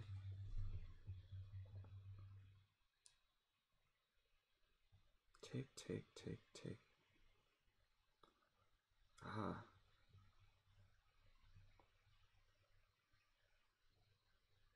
Can I play b4? b4, there. Oh my gosh. Running low on time. I'm gonna play king h2. I'm just trying to, like, get my king to a safe place. And then maybe win the e4 pawn. I have 16 seconds left. This is supposed to be slow chess. Well, there's a myriad of traps in this position. I still don't know what's going on. Traps for both sides, I guess. e4 is going to fall. f2 is going to fall. Both kings are under attack. There is a 10-second increment, which is good. c5 is going to fall. Yeah, things are... like, everything's hanging. All my pawns are hanging. At least he's thinking. King safety first.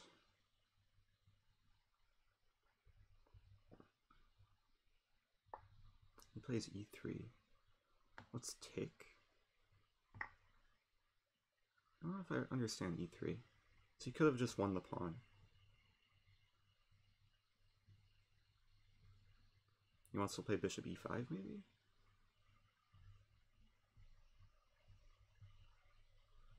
It seems slow. Okay, he takes there.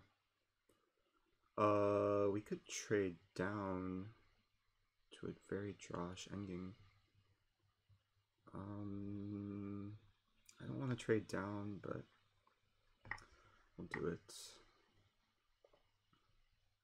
Maybe e4. Let's do this. This bishop f3, solid move.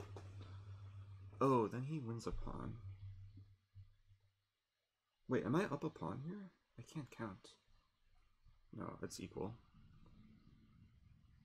Pawn structure is really bad for white. 3 pawn islands.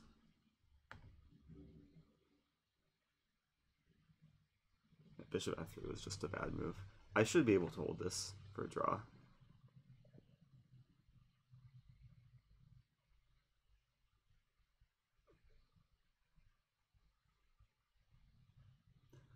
But even like opposite color bishop endings with rooks can be a bit complex because the bishops and rooks can coordinate and then try and target squares in the opponent's territory. Sometimes all 3 results are possible. And also with the time situation. Like blunders can happen.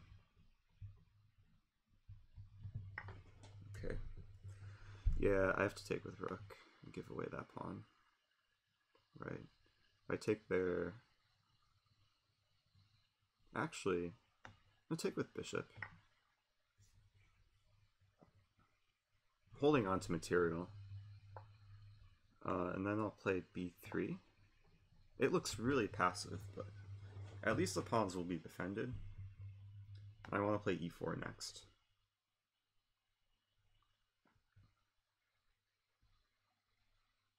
Black's probably slightly better, but Okay, we'll see what happens. I mean, white's the only player with a pass pawn, and my rook's behind it.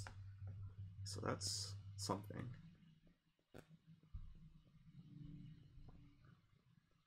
But my bishop on d1 is such a bad piece. We're gonna play e4. The bishop just wants to go to like d5. Then it's happy defending the pawns on a more active square. Can I just keep pushing the pawn?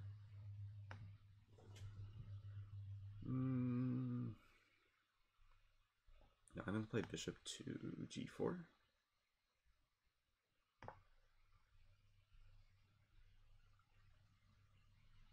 Try and do some maneuvering.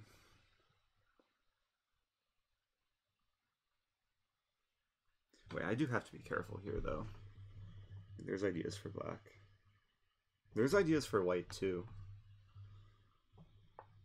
Yeah, that's a good move.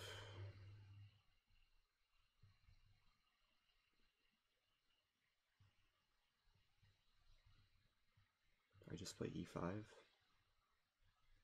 Maybe bishop f3. Yeah, bishop f3. I can lose that pawn and start pushing the e-pawn.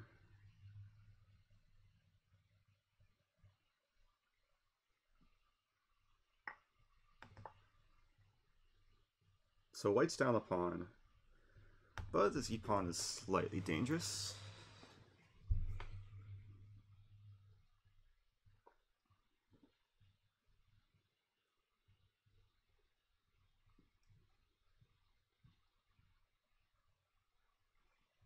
Both sides low on time. Might have to go for some like swindle. g4, really? He wants to play bishop f2. Take bishop f2.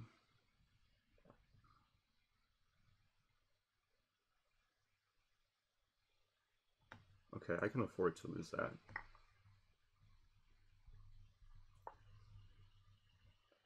Like rook a1. No, not rook a1. Where does my rook want to go? Okay, rook a1. Wait, did I just blunder everything? I think I blundered everything. That was probably a really bad move. Was my king stuck? Uh-oh. Oh, please flag. He takes with rook, really? Bishop f3? Oh, he should take with bishop there and just take on e5. Because now his bishop and rook are weird. Down a pawn, but this pawn's still somewhat strong.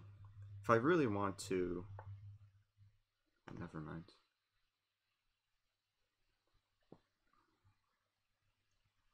Okay, what to do here? Wait a minute, I have to do that.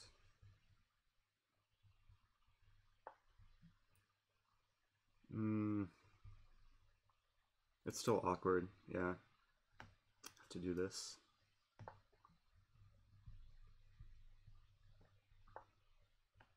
And then this.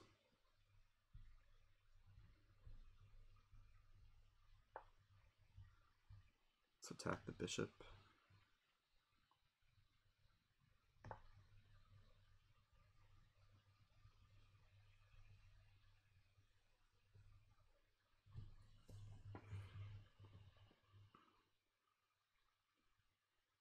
I think he had chances to win earlier, but now... I don't know, it's still weird. I have a pawn on e6. He's trying to trap my bishop. If he goes for g4, it should just be a draw.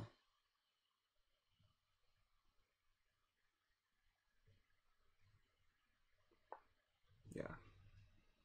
We'll trade everything. What's the best way? Take.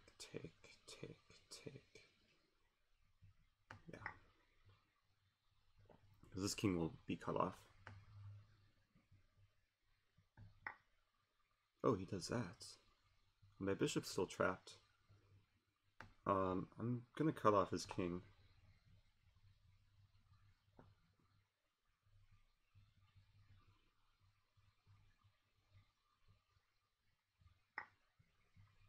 And then take here.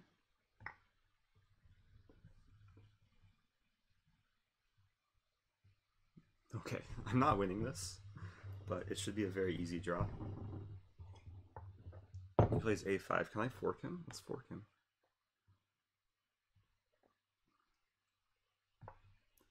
He got forked. It's still a draw.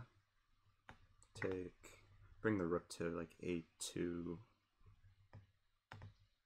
Or maybe even bring my king in. Like king g4, a4, rook h1. Yeah, it's just a draw. Just a matter of technique.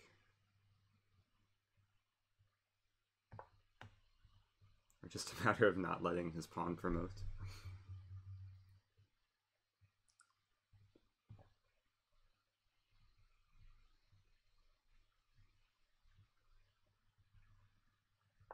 Offer draw.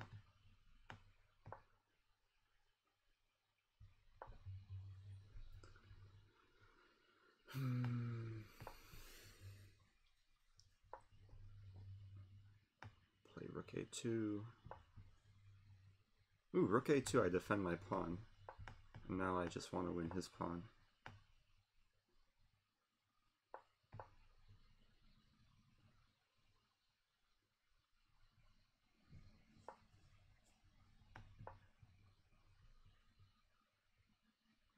So he declined the draw, but I'm going to win his pawn first.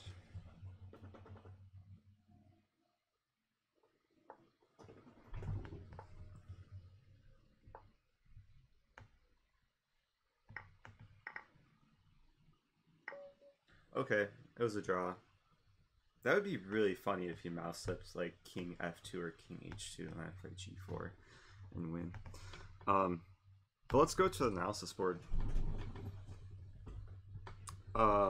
Interesting game. It's disappointing not to win that. My perfect record in classical chess is now dead after only 2 games. But still undefeated. Okay, so this opening, he played knight d7, preparing e5. I played knight f3. This is all normal. I'm going to leave on Stockfish because I know it comes up with some interesting ideas here. But it looks like, yeah, maybe I should have just been consistent with my plans. Just castle queenside. For some reason I thought it was okay to castle kingside. But this looks okay. So my opponent just messaged me saying he missed knight g5, which maybe wasn't that impressive.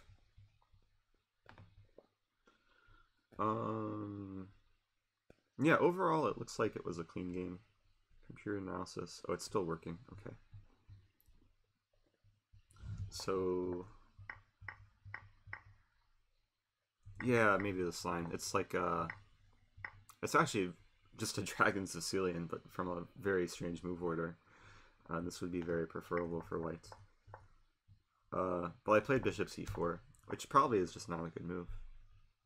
I played bishop c4 because I thought I had studied it before.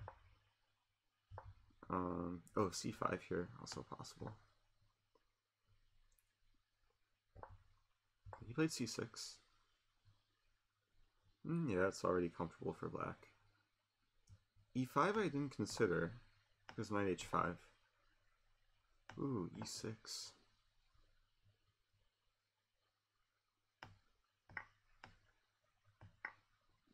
This looks really interesting. Maybe a bit too extravagant, but...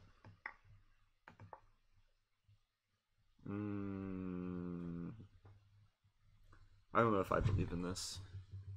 Like, white gave up the bishop pair. White's not castled.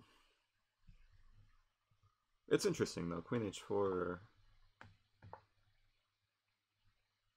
Get some positional game. Okay, let's see what happened, because I played a4. And yeah, he played well. Knight take e4 and d5. We went for this line, which I forgot. I forgot he could play bishop g4 in the very end. Because otherwise white should be better. If I can like just somehow play h3 or play c3 sooner. But bishop g4, very strong move. And then it was a game of cat and mouse. I kept defending. I think c4 was nice. Yeah, I was feeling pretty good here. Queen e3, apparently a mistake. Bishop e5 I didn't consider. Yeah, I do apologize. The chat is just so hard to keep up with. I do see the viewer count. Like, the chat is never this active, but I'm just gonna go forward, analyze this game, and then I'll look at the comments. So let's go forward to some critical moment. I was still feeling good here. Oh, so this is where I wanted to play knight g5, but I played c5 because I thought it was a better practical decision. But knight g5 right away. And if he takes, take. I guess it's different. It's a lot different. If he plays e5, I probably have like d5. Yeah, this would have been good. Okay. Fair enough.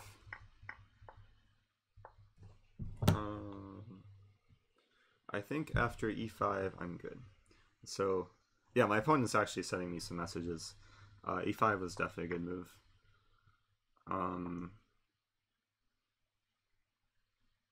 But it's still very complex.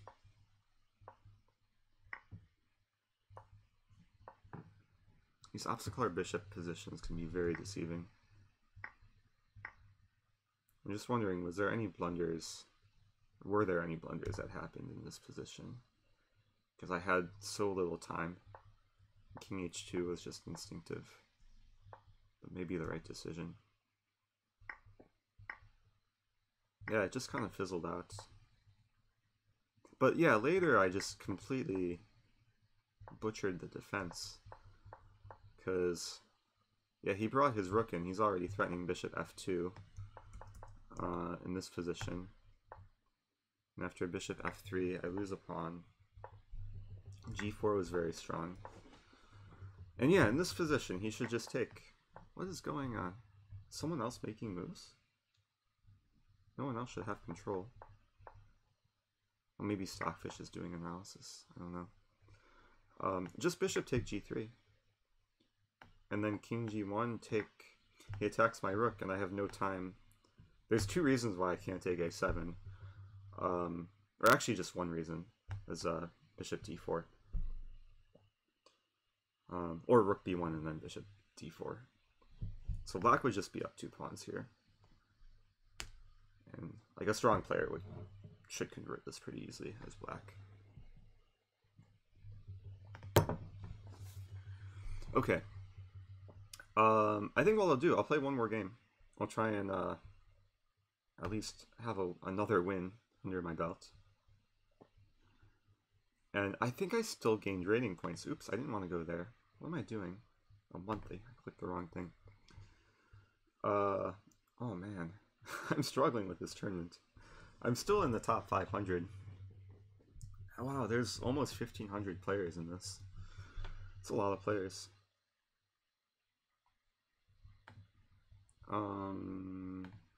If I refresh... Oh, okay, it shows that I'm streaming. That's good.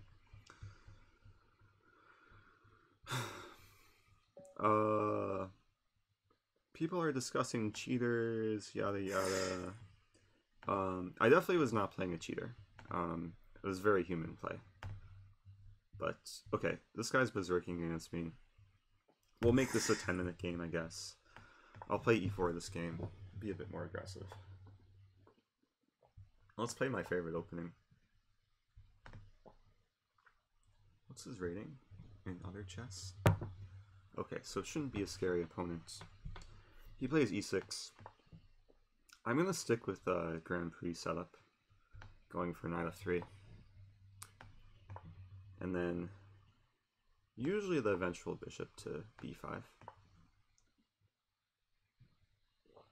And if he lets me take on c6, it should be yeah, it should be very pleasant for white.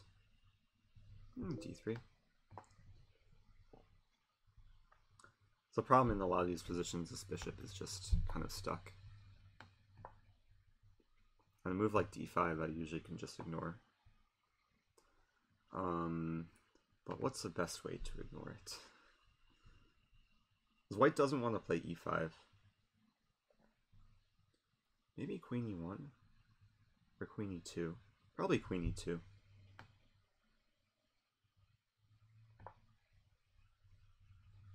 There is some positional trap, which I'm not going to say. But actually, the very first time I played this sort of opening, I played it from the black side. And I fell into the positional trap. He didn't fall into. Bishop a6 looks very reasonable.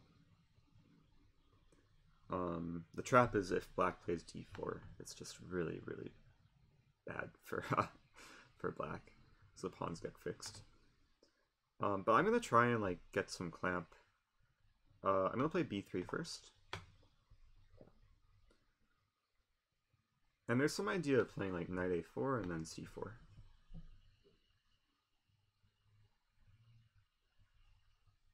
If the pawn can somehow get to c4, it's just incredible for white. But it's about making that happen.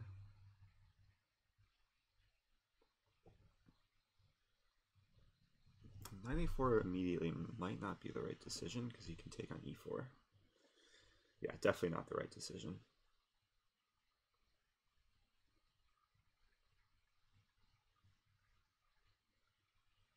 Okay, I'm going to play slowly. King h1. A typical Sicilian move. Ooh, he moves his knight away, relieving pressure on e4. Let's play knight a4. Looks like he wants to play bishop f6, which just walks into e5. So knight g7 was very strange. Knight f8, also very strange. I'm going to play c4. And for anyone who plays this opening as white, like this is a dream, especially with this sort of structure against the double c pawns. If you can play c4, it just completely shuts down the whole queen side. But he's taking not too much time. Knight g6. I'm just going to be solid, like g3. There's no rush here for white. This bishop's going to be stuck, hopefully the whole game. f5. Can I take and then play queen e6 check? And then win the pawn? I mean, e5 is also very tempting. I'm going to play e5, because I have a pretty good understanding of what's going on in this position, where the c5 pawn is just a long-term target. And probably what the goal is, probably something like bishop e3, provoke him to play d4, and then go back to a3. And now it's a very closed position where his bishops are just awful, and I'm going to start exerting pressure on this pawn. And it's not the easiest pawn to defend, even though it is defended once. Bishop a3 comes. Reminds me of some Nimzo. It's like a reverse Nimzo, like playing against these double pawns. And queen a5, I can probably just play queen d2. And I think, yeah, white wins the pawn by force. So we either trade queens and then I win the pawn, or he retreats and I win the pawn right away. I just glanced at the chat. Hello, ChessG. How's it going? I apologize to all the other people who probably said hi and I didn't respond to, but hello everyone. He's sacking the exchange, which I probably want to take it now. If I don't take, then he can take here. So, up material feels pretty good.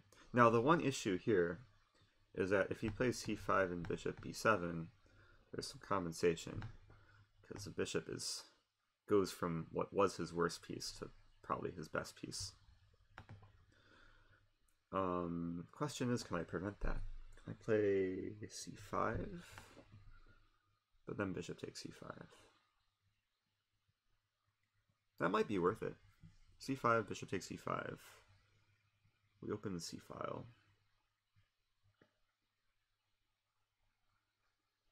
More importantly, we trade pieces. I'm going to do it. Somewhat intuitive decision. Maybe not the best decision, realizing d3 could be weak. But I just wanted to trade off my knight. And now c6, like the c pawn should be weak for a long time.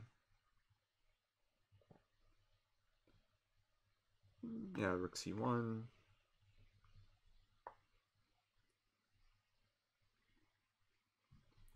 I would like to take. He takes on d3.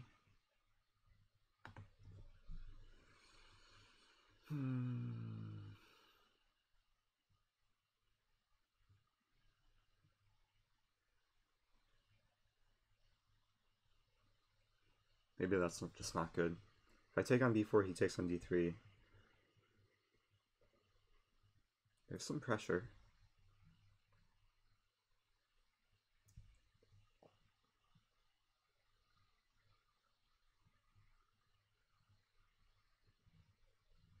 Okay, so d3 is weak. What to do? Could just play king g1. Just be patient. If he plays c5, it's a move. Then queen c2.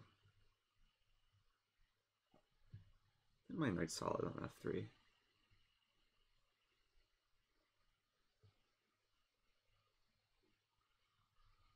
Wait, is there a simple line here? If I take on b4, he takes on d3, I take on d4, we trade on f1.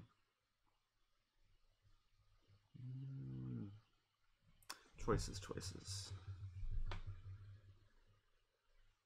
Okay, I'm going to start with king g1. c5 is possible, but then c5 should be weak for a while, hopefully.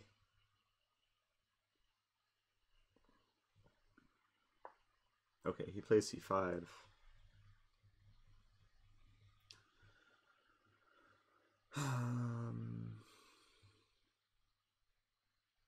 Bishop b7's coming. I'll play rook c2. Wait, no, I have to think. Except I can't think because I berserked. There's not much time. I hope I'm not butchering another position. A3 is a break. I'm gonna start with queen c2. He's try to get him to think. I mean, white's up the exchange. It should be okay.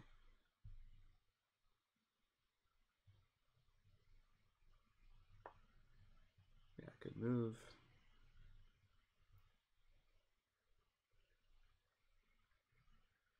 Yeah, I want to just play a3. a3, take, and then rook a1.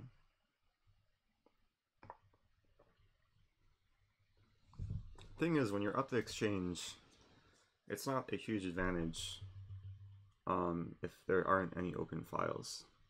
So the goal for white is to open at least one file, which is what I'm trying to do with a3. And then if he takes, I'll play rook a1, and life should be a little bit better, I would hope.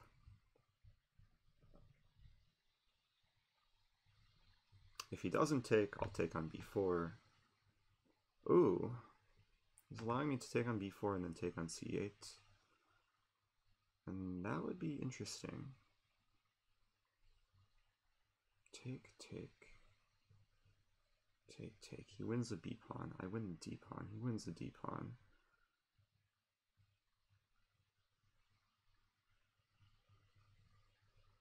I'm so tempted. Oh, we berserked, so there's no increment. Oh, I have to move faster then. Let's do it. It looks like a fun line. If I lose, I'll learn, hopefully. But no, this should just be better for white. Because this is a very active rook. I just want to double up somewhere, like rook c1 first. Wait, rook c1 hangs a knight. What am I doing? So knight g5 and then rook c1. It should be good. Knight g5. Maybe rook a1. Rook a1 hit the a pawn. This might be my last game. I was playing 3 classical games in a row, even though this was a 10-minute game. It's tiring.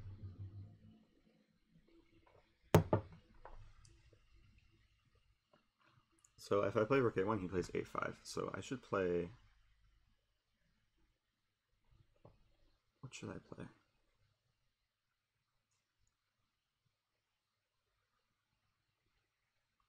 Yeah. Wow. Okay, I'm going to play rook c4. Just defend. Because I didn't want to lose b3. And there will still be opportunities for rook c7, hopefully, when the time is right.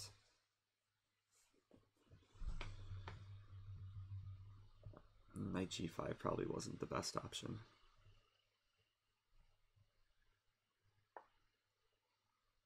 Okay, let's do this. Discouraging any a4 ideas. Keeping his queen tied down to the a-pawn. h6 is really annoying, but I have to deal with it. My knight doesn't want to be on h3, it wants to be on f3. I guess he does have queen f3 here. But then knight f2. Okay, let's play king f2. Ideas of this and this. Oh, knight c5 I forgot about. Let's throw in a check. I better not lose this. It was such a good position earlier on. It's still probably better for white, but it's getting tricky.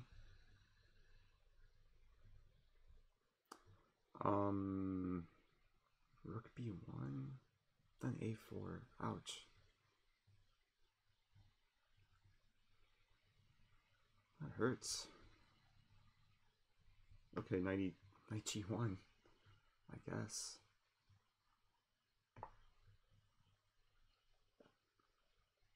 The goal is to get both rooks to the 7th and get some counterplay. I have to manage my time too. He wins d3. This is not looking good. I think I can still hold on. My rooks are powerful. Like, this is the type of position all 3 results are possible.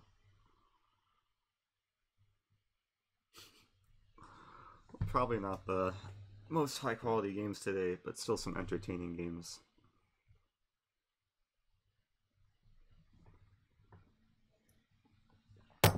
If I had to choose, I would still prefer white. Because white has at least a draw. Should have at least a draw.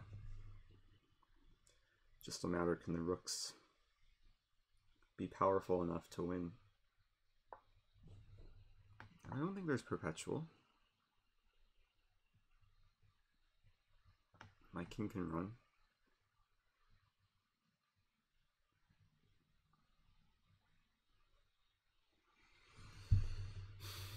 I mean, he wants to queen, but it takes at least 3 moves to queen. I'm already threatening some rook f7 check. It's a critical moment for him. Whatever move he plays, he's committing to something.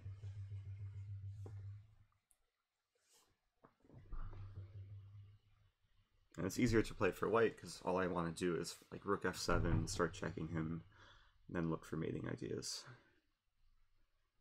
And my knight, even though it's inactive, it's doing enough, preventing any sort of perpetual queen e2. Did he just hang mate in 1? He just hung mate in 1.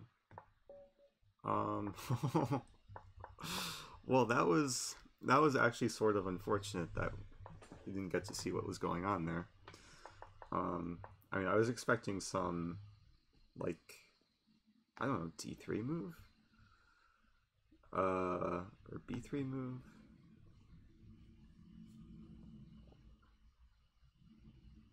Question is white winning?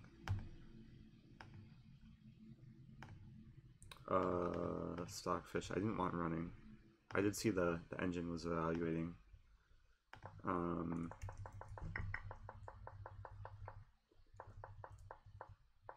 So I got everything I wanted from the opening. Rook b4 was a good move. Good practical move. Probably the best move, right? One of the best moves. And then I completely mishandled this position.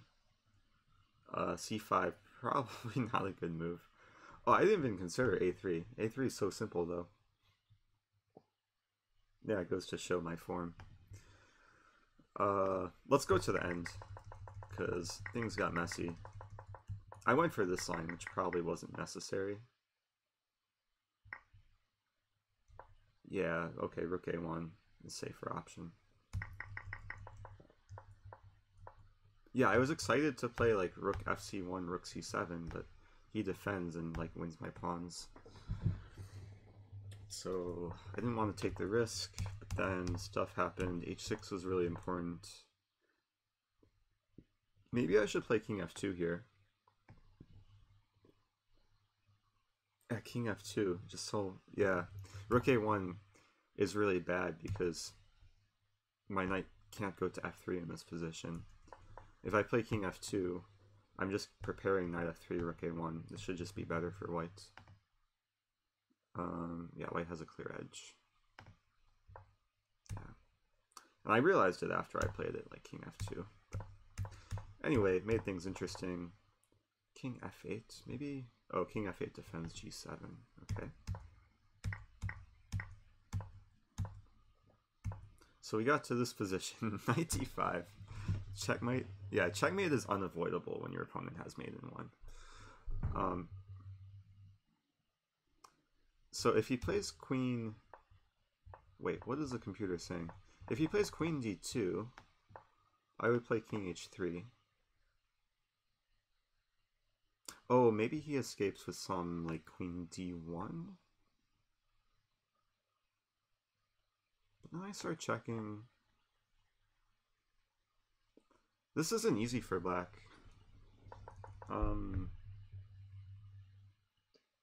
I mean, I thought what might happen is after b3, here, let's say here, and then take. Then here, check, here, and then something like this. Threatening some mate stuff. And then if here, it's such a tricky position, like rook h7, and if king g8.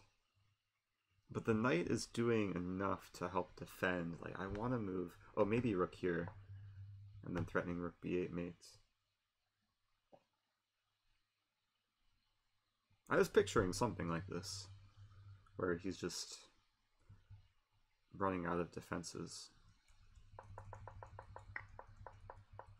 So let's see, like, how does the computer draw?